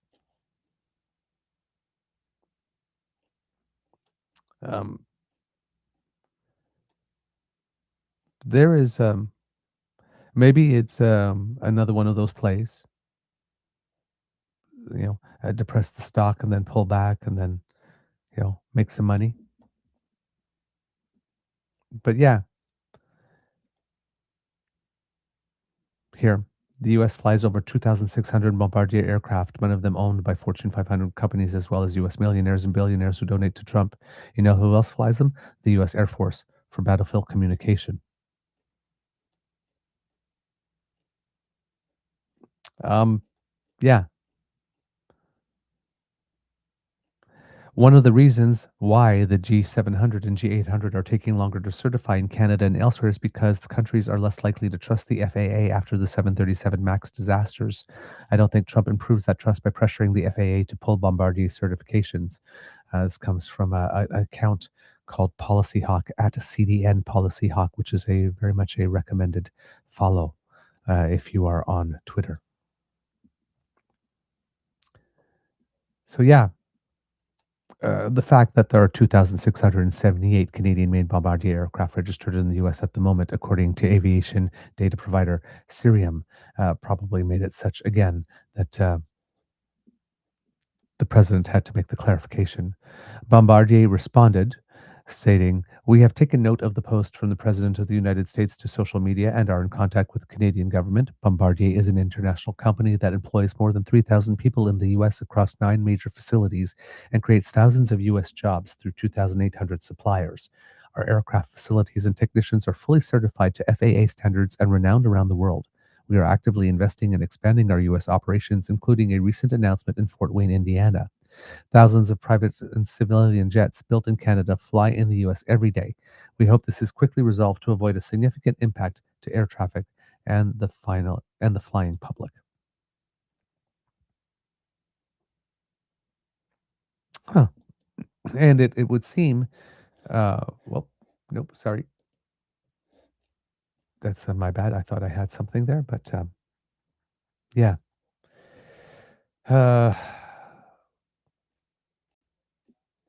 I think Greg McEachern, sorry, said it best.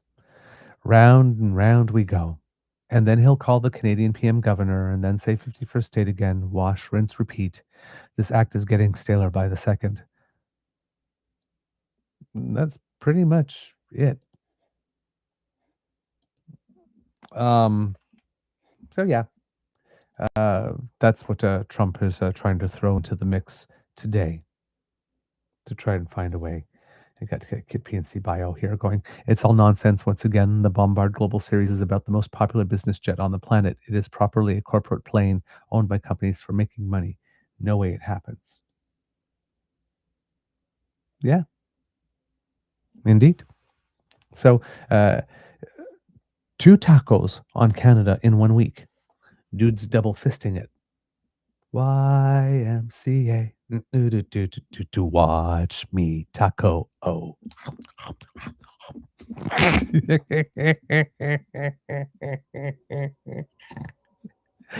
Taco, taco, taco, taco. Oh my God. I saw there was it might be a little early in the morning for this type of humor, but I saw somebody post something at one point saying that when he does his YMCA dance, it looks like he's I'm trying to find a polite term, but I can't find one off the top of my head. Looks like he's jacking off 2 giraffes. I can't get the visual out of my head anymore. Oh my God. Why do that? Don't do that to the giraffes. The giraffes didn't do anything wrong. They don't deserve that. They don't deserve that fate at all. All right. All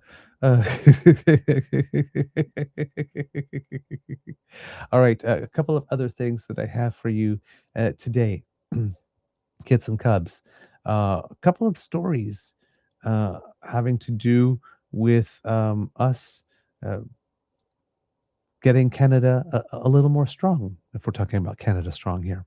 According to Halnia Mihalik of CBC News, Sask Power and the province are to research large-scale nuclear reactors.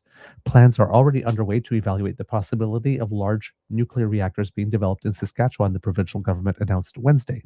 Work on developing small modular reactors, SMRs, will also continue, according to the province. At a news conference, Jeremy Harrison, Minister for Sask Power, said the process for selecting a large nuclear site will be collaborative with site selection for SMRs. Sask Power's first small modular reactor project is expected to begin later this year near Estevan. Quote, "We have been working in a less formal context as a part of the energy security strategy, looking at large-scale nuclear, but today we are formally initiating that technology selection process," Harrison said. It's a process that takes time, and we estimate that from the point of a larger scale nuclear decision, it could take up to 15 years or longer, which is much too long, but that means we need to start now. The reactors would be powered by uranium sourced in Saskatchewan. This isn't the first time a large-scale nuclear reactor project has been pitched in Saskatchewan. In 2008, Bruce Power, owned by Cameco Corporation, researched the possibility of building multiple nuclear reactor sites either in Alberta or Saskatchewan. A 2007 consultant report from Sask Power found that Lake Diefenbaker area near Elbow would be the best place for a power plant because nuclear power requires a very large water supply. Harrison said this initiative will support the provincial economy and expand career opportunities. Export possibilities both within Canada and internationally would go along with it, he said. Quote, "This is an enormous opportunity for this province. We really look forward to the next number of months and years." The province is working with GE Hitachi on the SMR, but will now begin considering how technology will work for a larger scale version of a similar project. SMRs are an important first step towards adding more reliable baseload power, Sask Power CEO Rupan Pandya said. But planning for large reactors must begin now to prepare for the future. While in Ottawa for the Premier's meeting, Premier Scott Moe touched on the importance of nuclear power in the province. Quote, "Our future is very much going to be a nuclear power future. So we need to transition to that, ensuring that we're utilizing the assets that we have so that our power grid is reliable and affordable." Also, in a bit of Canada strong news, according to Kelsey Arnott, also of CBC, Alberta has authorized the province's commercial oil and gas agency to borrow nearly $1 billion for market investments, a move which could attract a private proponent to invest in a pipeline to the BC coast, according to an expert. The authorization acts as a line of credit for the province's bitumen royalty in kind, BRIC, BRIK program, announced last March. It allows the Alberta Petroleum Marketing Commission, the APMC, to borrow up to $900 million for what the province calls, quote, hydrocarbon marketing activities. Richard Masson, a former CEO of the commission, said these activities include purchasing shares, providing loans, entering joint ventures, guarantee obligations, and incorporating subsidiary corporations. That all looks very much like it's setting APMC to be the proponent for a Northwest Coast pipeline. Pardon me, said Masson, who is now an executive fellow at the University of Calgary School of Public Policy. So here, if we're looking at this article here, it says that when the government of Alberta said that it would find a proponent, it looks like the Alberta Petroleum Marketing Commission might end up being the proponent. But here's the thing, is that when we said that this shouldn't be funded by the government and all that type of stuff, here's one of these little exceptions. We're going to make a $1 billion, nearly $1 billion loan, perhaps at favorable terms, available. It's not exactly putting money into it, but it is using public finances in such a way to make the project feasible and to de-risk it somehow. But as a spokesperson for the province's Department of Energy and Minerals said in a statement to CBC News that the line of credit, quote, has nothing to do with any future or present pipeline. Sure. This line of credit doesn't represent actual funds that have been or will be lent to APMC, but rather funds that are available if needed. Building a privately funded pipeline to the BC coast was a key part of the landmark energy deal the province signed with the federal government last year, but so far no company has stepped up to build it. Masson said this is because pipeline projects are inherently risky, and challenges such as the oil tanker ban in BC and opposition from coastal First Nations mean few companies are willing to take on major project alone. One cautionary tale for the industry, Masson said, is the $600 million Enbridge spent on developing the Northern Gateway pipeline, only to have it cancelled. Through the order, the province's finance minister can raise money via government securities and transfer those funds to APMC. Masson said APMC's borrowing authority would allow the commission to backstop a private investor while limiting that investor's financial risk. Quote, you could get a private industry proponent if you guaranteed that they wouldn't lose any money, which is something you could do with this kind of authority, Masson told CBC Radio's Calgary Eye Opener on Monday. Masson said it's important to note that according to the energy deal, the pipeline would have to be privately financed, meaning as a government-run organization, the APMC could not fund the pipeline's construction.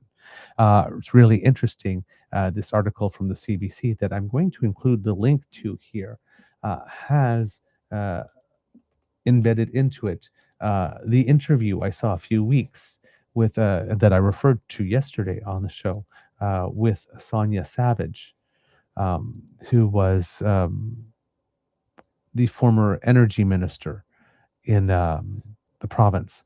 And that interview in which she said that U.S. plans for Venezuelan oil make it politically crucial for Canada to build a pipeline to the West Coast, but that while the Ottawa-Alberta MOU has helped reduce the regulatory risks, Ottawa will need to provide some form of commercial backstop to bring a private proponent forward. There she was saying that we're going to need a backstop, and the backstop will have to come from Ottawa, of course. But now it looks like Alberta is going to provide some of its own backstop here. Meanwhile, Robert Johnston, Director of Energy and Natural Resources Policy with the University of Calgary School of Public Policy, said the line of credit has no bearing on a potential pipeline project. Instead, the measures are, quote, more about developing marketing capacity in the US or Asia through existing pipelines and infrastructure. Alberta's bitumen production previously used a cash royalty program where each producer sold the bitumen to refineries themselves, then paid a royalty to the province. BRIC enables the provincial government to collect its share of bitumen in barrels and sell it direct to market through APMC, similar to how it collects royalties for conventional crude oil. The bitumen royalty program could allow the province to better negotiate with refineries in Asia, Johnston said, as many are government-owned and prefer to operate government to government. The provincial program, like APMC, has some advantages over the private sector in the Asian market because they're also kind of representing the sovereign, in this case, the provincial government, Johnston said. Massel said a version of the program was floated when he was in charge of APMC from 2012 to 2017, but they decided it would only add more complexity as producers would have to go through the commission instead of selling direct to market themselves. He said the reason the province might be bringing it in now is because it wants to increase oil volumes in its current pipelines to ensure planned expansion takes place. Several expansions are currently underway on Enbridge's pipeline system and on the Trans Mountain pipeline. Still, capacity increases don't require changes to how bitumen royalties are collected, Massel said. They can do that just by buying oil and putting it on the pipeline. So that has taken place. And interestingly enough, yesterday at that meeting of the premiers, as the questions continued, there was a question with regard to pipeline to the West Coast. And here I'm getting a sense from what I heard in the discussion that the terms of the memorandum of understanding, I thought, contained warning to the effect of a pipeline to the West Coast. But hearing comments of the Prime Minister yesterday, it seems that the wording is specifically a pipeline to Asian markets, which then does not mean it necessarily has to go to the West Coast. If there was a pipeline to Churchill that would allow bigger export to the Asian market, that could qualify as well, from what I'm hearing. So it seems that the wording is not specifically indicating a pipeline to the West Coast, but just a pipeline to Asian markets.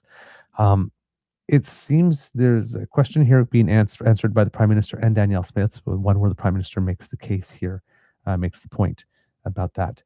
And Danielle Smith seems to indicate that maybe her insistence that it passes through the Northwest, that she may have abandoned that. So my ears pricked when I was listening to it. So maybe it will strike you as interesting as well. I've always expressed that directly to the President. Question, question, Mike. Prime Minister Mike Lukather with CTV News. I want to ask you and Premier Smith about this. Does a new pipeline through BC have to go to the Northwest Coast?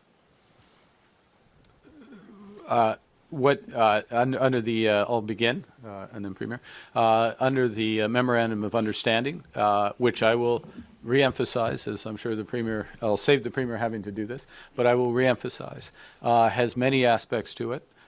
From cooperation on data centers, cooperation on nuclear power, cooperation on interties, cooperation more broadly, and on creating a whole new industry, if you will, in carbon capture and storage and beyond, has all those aspects. Some of those aspects, as we discussed with Premier Eby, but it was a much broader discussion, areas of cooperation between Alberta, British Columbia, the federal government on many aspects.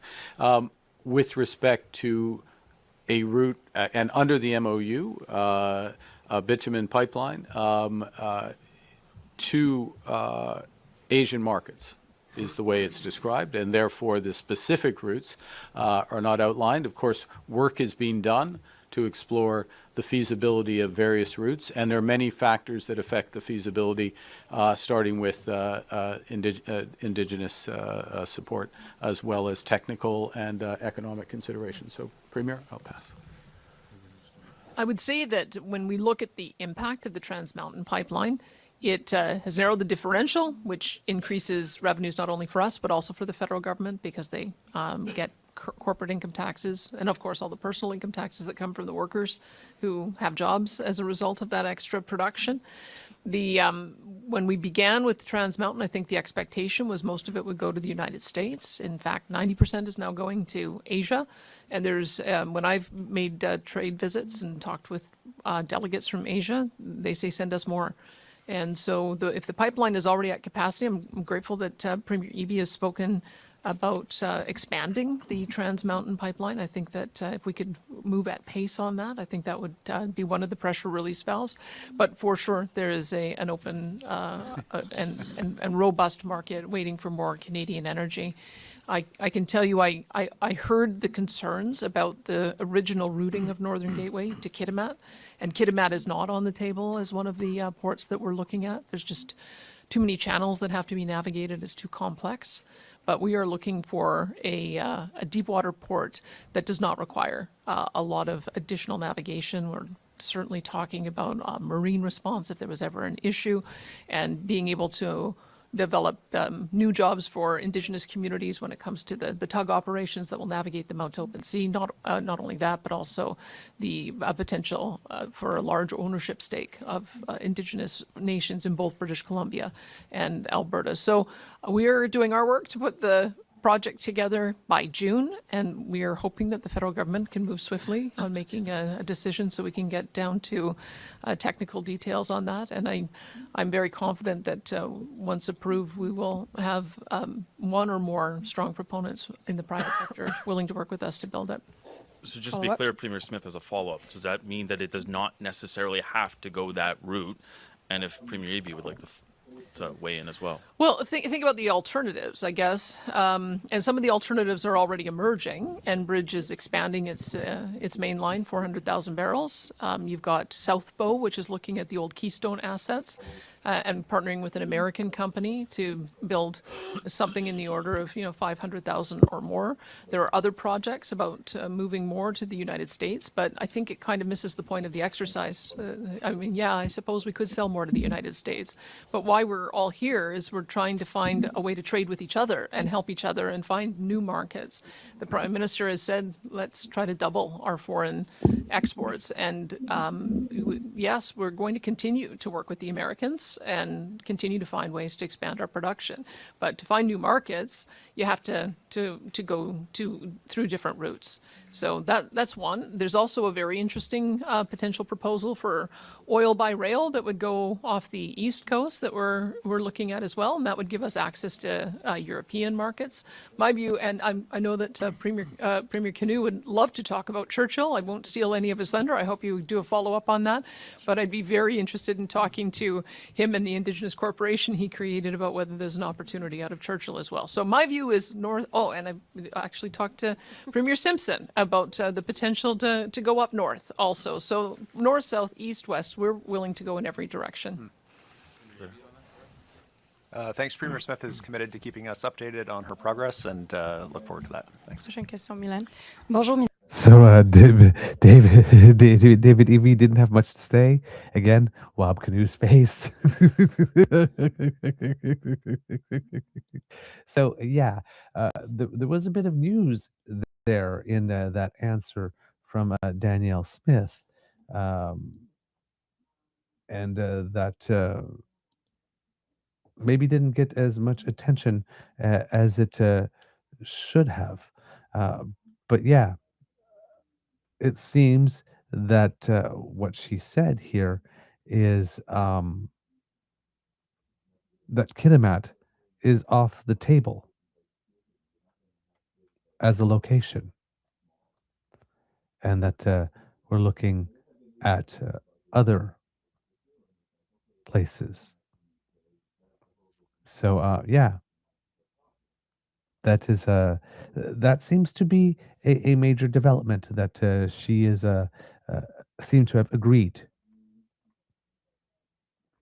So her specific quote here is, I can tell you, I heard the concerns about the original routing of Northern Gateway to Kitimat, and Kitimat is not on the table as one of the ports that we are looking at.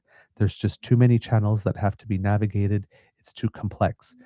But we're looking for a deep water port that does not require a lot of additional navigation. Interesting little bit of news that happened there with regards to that. Wow.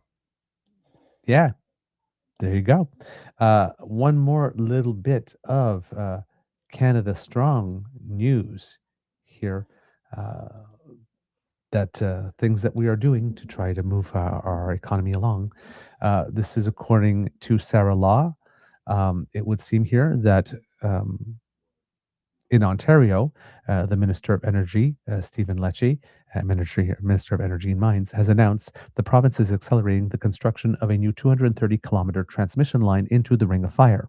Stephen Lecce made the announcement Wednesday, the latest relating to the mineral-rich Ring of Fire, a nearly 5,000 square kilometer crescent-shaped area in the James Bay lowlands. The Greenstone transmission line will run from Nipigon Bay to near Araland First Nation in what the province is calling the gateway to the Ring of Fire. The line is expected to be completed in 2032. We are emerging as a reliable and stable democratic partner that the world can count on for those ethical resources, Lecce said. From new roads, the transmission in the Ring of Fire, to moving forward with North America's largest nuclear expansion, we are open for business, and we mean business. And there's a little map here if people were wondering where the Ring of Fire actually is. This is located here. Up here in the north here, you got Kasheshuan all the way over here, Tawapiskat over here, and we hear about those communities often enough. And the Ring of Fire is to the west of that, right here. All right. That's just in case anybody was wondering where we're talking about specifically here when we're looking at it on a map. The Ontario government says Ring of Fire development could generate $22 billion over 30 years and 70,000 jobs. Chromite, nickel, copper, cobalt, gold, zinc, palladium, platinum, and titanium are among key minerals and metals in the region that are deemed critical for global demand, including for electric vehicle batteries and green energy technologies. While mining has yet to be approved there, efforts to connect the remote area to the provincial highway network have escalated in recent months. The province signed a $40 million deal with both Martin Falls and Webequie First Nations to support road construction through their territories to reach the Ring of Fire, and a $62 million deal with the municipality of Greenstone. Last month, Premier Doug Ford signed a deal with Prime Minister Mark Carney, agreeing to a streamlined and flexible assessment process on major projects, including the Ring of Fire. Several First Nations in the region say the province's push for development hasn't allowed them the time and resources to be properly consulted about how these projects may affect them. Environmental organizations have also sounded the alarm over the implications of mining in remote, ecologically sensitive areas. Wednesday's announcement officially declared the Greenstone transmission line as a priority project while designating Hydro One for its development and construction. The province says it will also help reduce First Nations' reliance on diesel. The project is also part of Ontario's Shared Prosperity Agreement with Araland First Nation that includes $70 million to advance work on the new line, which will be essential for advancing mining operations in the Ring of Fire. Our community and the communities we are working with have been plagued by unreliable and inadequate energy resources for our region, limiting growth and opportunities, said Araland First Nation Chief Joseph Gagnon in the release. This will create more reliable energy for our membership and eventually to the communities to the north. Indigenous communities will also have access to Hydro One's First Nations Equity Partnership model, which will include First Nation leadership in decision-making and 50% ownership of the line.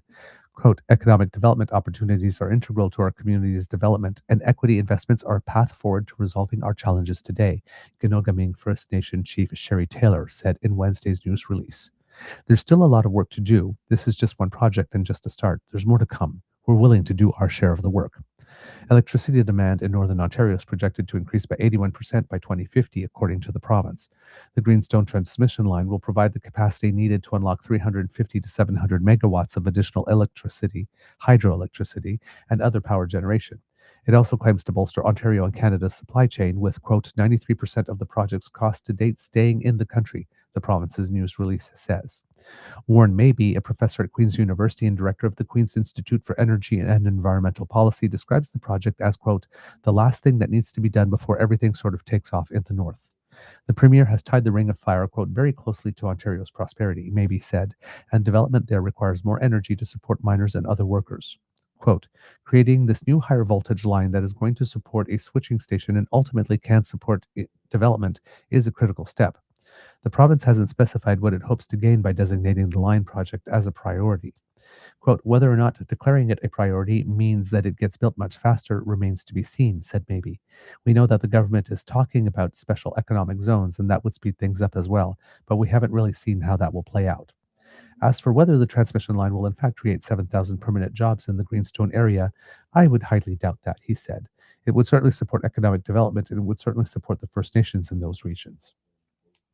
And finally, I said this was the last one, but there is another one story I heard, and hopefully I can see something here in the news about it because I heard it on CBC radio. Yes, I think I may have right here. One of the major projects, the Contrecoeur terminal in Montreal, the expansion of the port. The project is moving, is gaining some traction, gaining some speed. And how would I say it?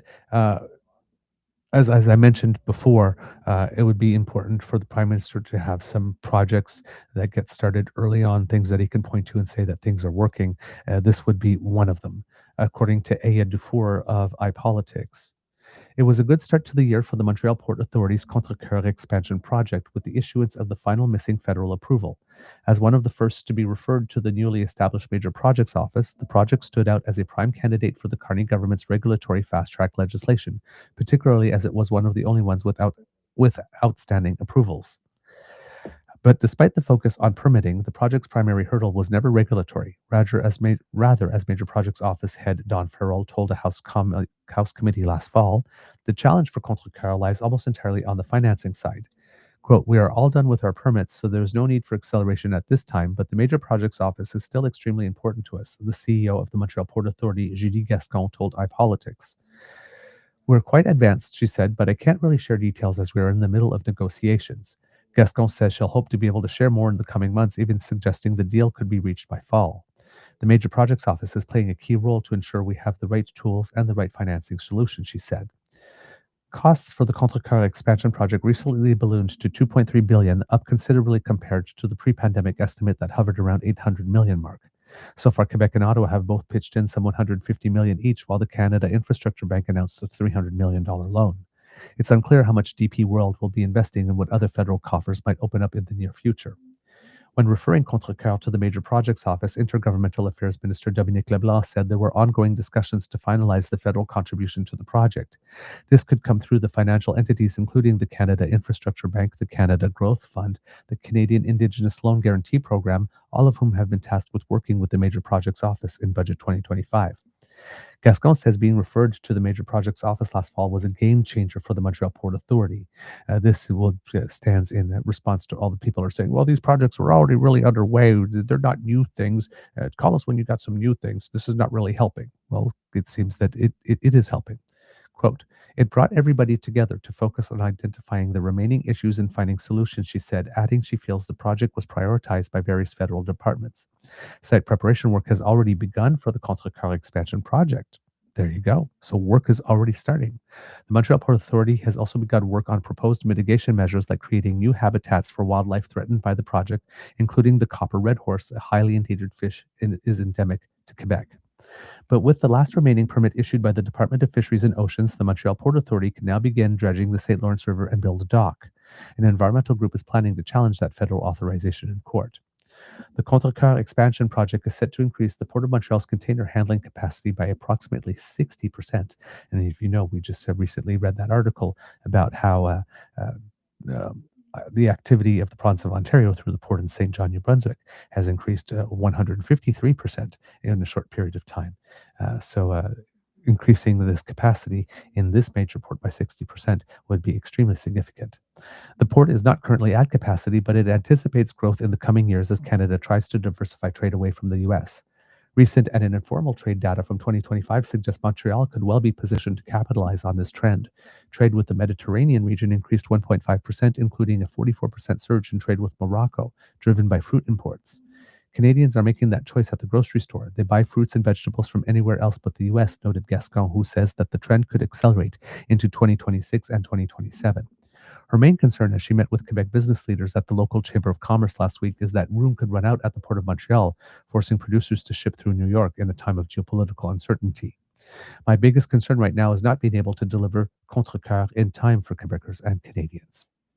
So 4 moves being made all across the country to help prepare the terrain for us to be the country that we know that we can be and that we now aspire to be, given things have changed in the United States. And with this one, the Prime Minister will have something that he will be able to point to early on in his mandate, showing that work is beginning. And if there's a couple of other things that are staggered along the way like that, again, the goal is to have announceables and announceables and announceables, so that when the Conservatives keep on saying it was just a speech or nothing has been started yet or this doesn't lead to anything or this is just performative, that we show that it's not the case. And the more of these projects that get started, for every new project that's announced where the Conservatives try that line becomes less and less credible because we can already point to projects on their way. We can always say, yeah, you said that 2 years ago when you said nothing would happen with the major projects office.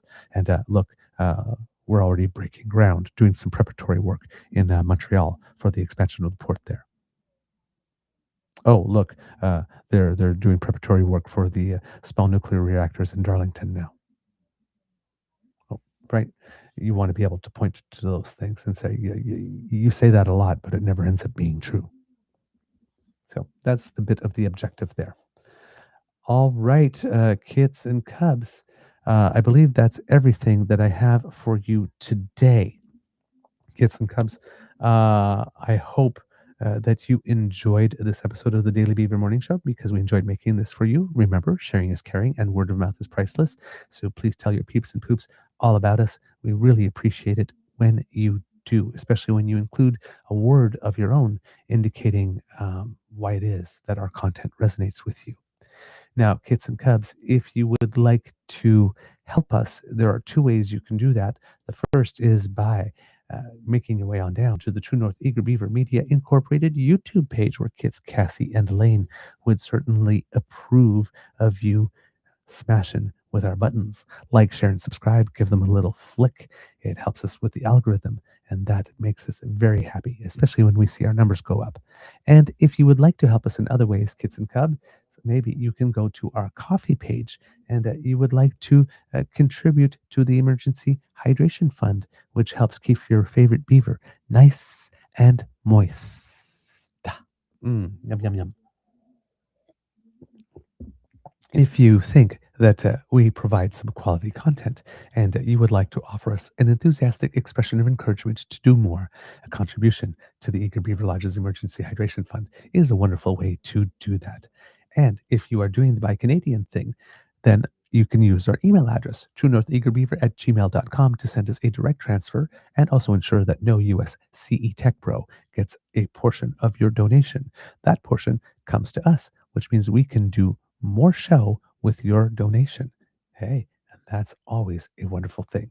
And if you're watching on YouTube, remember that we do have the super chat and we have memberships. It would be lovely to have your support through that way as well.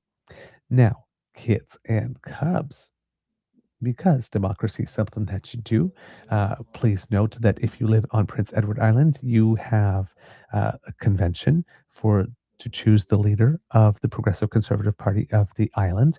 That will take place on the 7th, but there will be another campaign forum available for you before to help you make up your mind. Leadership Forum on February 2nd at the Confederation Center of the Arts in Charlottetown, with the convention taking place at the Eastlink Center in Charlottetown on the 7th. If you happen to be in the province of Quebec, there is a provincial by-election in the riding of Chicoutimi, and that will take place. Just trying to find it here. I had it and I don't have it. Yes, there we go. Voting days at the office of the returning officer will be February 13th, 14th, 17th, 18th, and 19th. Advanced polling days will be the 15th and the 16th. The by-election will be held on February 23rd itself. And of course, if you would be interested in running, the nomination period for that goes until February 7th. And there you go. And of course, there are people who live in the area and would like to work at the polling station. They are looking for people, and I'm going to include the link right here so that you can have it at your disposal if you would like to apply for that. We also have, Kids and Cubs, our two petitions, House of Commons petitions E7027 to call upon the Minister of Health to recommend usage of the power of disallowance, which is Section 90 of the Constitution Act of 1867, to annul or repeal provincial legislation enacted in Alberta and Saskatchewan that severely restrict the rights of our transgender and gender diverse neighbors and friends and fellow citizens and fellow humans, might I say here. Because the way that they have done that is by shielding the laws from charter scrutiny by using the notwithstanding clause. This petition has received 29,698 signatures to date. And if you would, Kids and Cubs, maybe you could add a few more. Also, we have House of Commons petition E6821 that calls on the House of Commons in Parliament to pass legislation requiring majority ownership and control of print, digital, and other non-audio visual news media to protect Canadian sovereignty, ensure journalism and integrity, and guarantee that our media reflects Canadian priorities and values. And I have that for you coming up in the chat right away. Finally, Kids and Cubs, if you are interested in the high-speed rail project, altotrain.ca/en/public consultation, public-consultation there is well, as you can see, there's a public consultation going on for about 3 months to get your views on what it is you think about the high-speed rail. Maybe you want it to pass in different communities than originally planned, or stuff of the like. Maybe you have some environmental concerns that you would like to bring up. This is the time to do it. And I'm including the link right here in the chat for you. All right. Some words of wisdom, Kids and Cubs. Again, I'm going to have to refer to my vacation, and that is don't forget to pack the sunscreen so that you have it when you're there. Oh, man. I love it. Again, kids, I'm so ready. I'm so ready. Little programming note, as I mentioned, Monday we will have a pre-recorded in a discussion with Devin Haru. Please check out the post section of our YouTube page.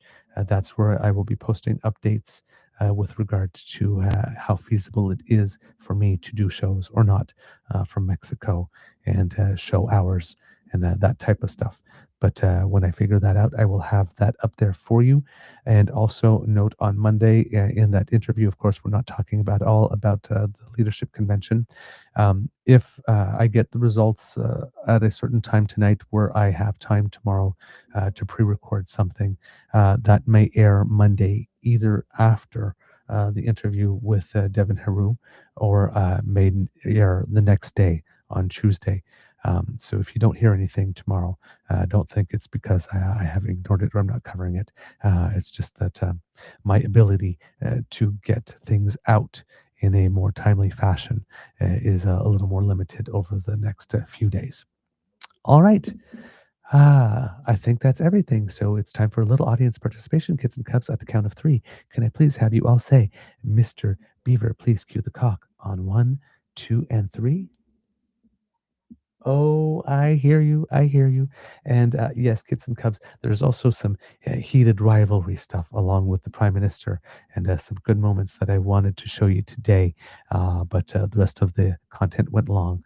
So hopefully I will have that for you on the next episode that I'm able to record for you or do live because it is a good moment.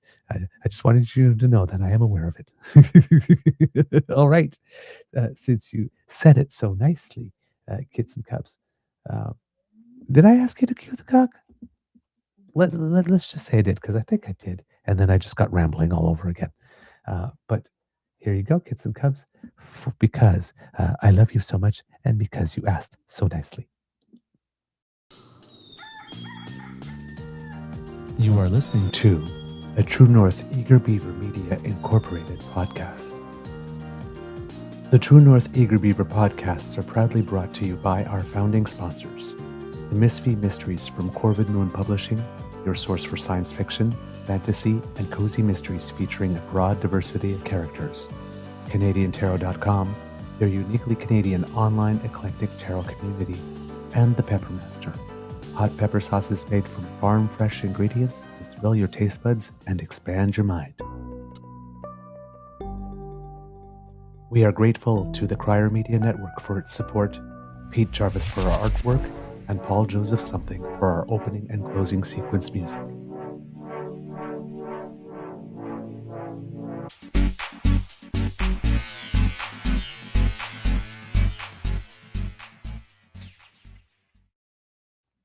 All right, kids and cubs, just a little bit of news of Canadians who make us proud. I forgot to mention it when it happened, but a Canadian doubles player in tennis, Cleve Harper, won a tournament with his partner in Oeiras, I think it is, Portugal. Maybe Kit Hyperty can help me with that one, to pronounce that one. But yes, so that was a good achievement for him, and he is out there trying to build up on his ranking so that he can climb higher in the top 100 as a doubles player. Gabriela Dabrowski and her partner Luisa Stefani unfortunately lost their semi-final match at the Australian Open, so there will not be a title, but still run all the way down to the semifinals. And for those who follow tennis, a very big upset yesterday as Novak defeated Yannick Sinner in a 5-set battle, 3-6, 6-3, 4-6, 6-4, which means that Djokovic is still in the running in order to get his 25th Grand Slam title, which would make him the winningest tennis player, male or female, because he's tied at 24 with Margaret Court here. And he will be playing, of course, world number one, Carlos Alcaraz, but he has made it to another final. So I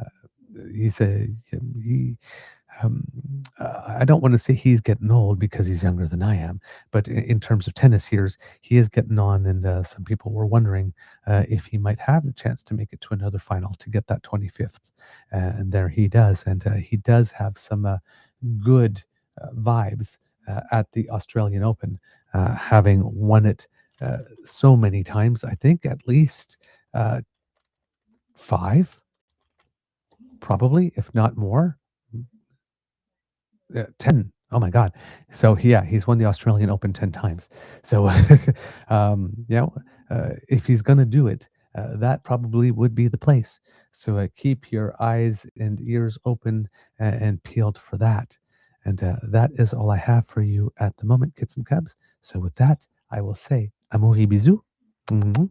Watch for the show Monday.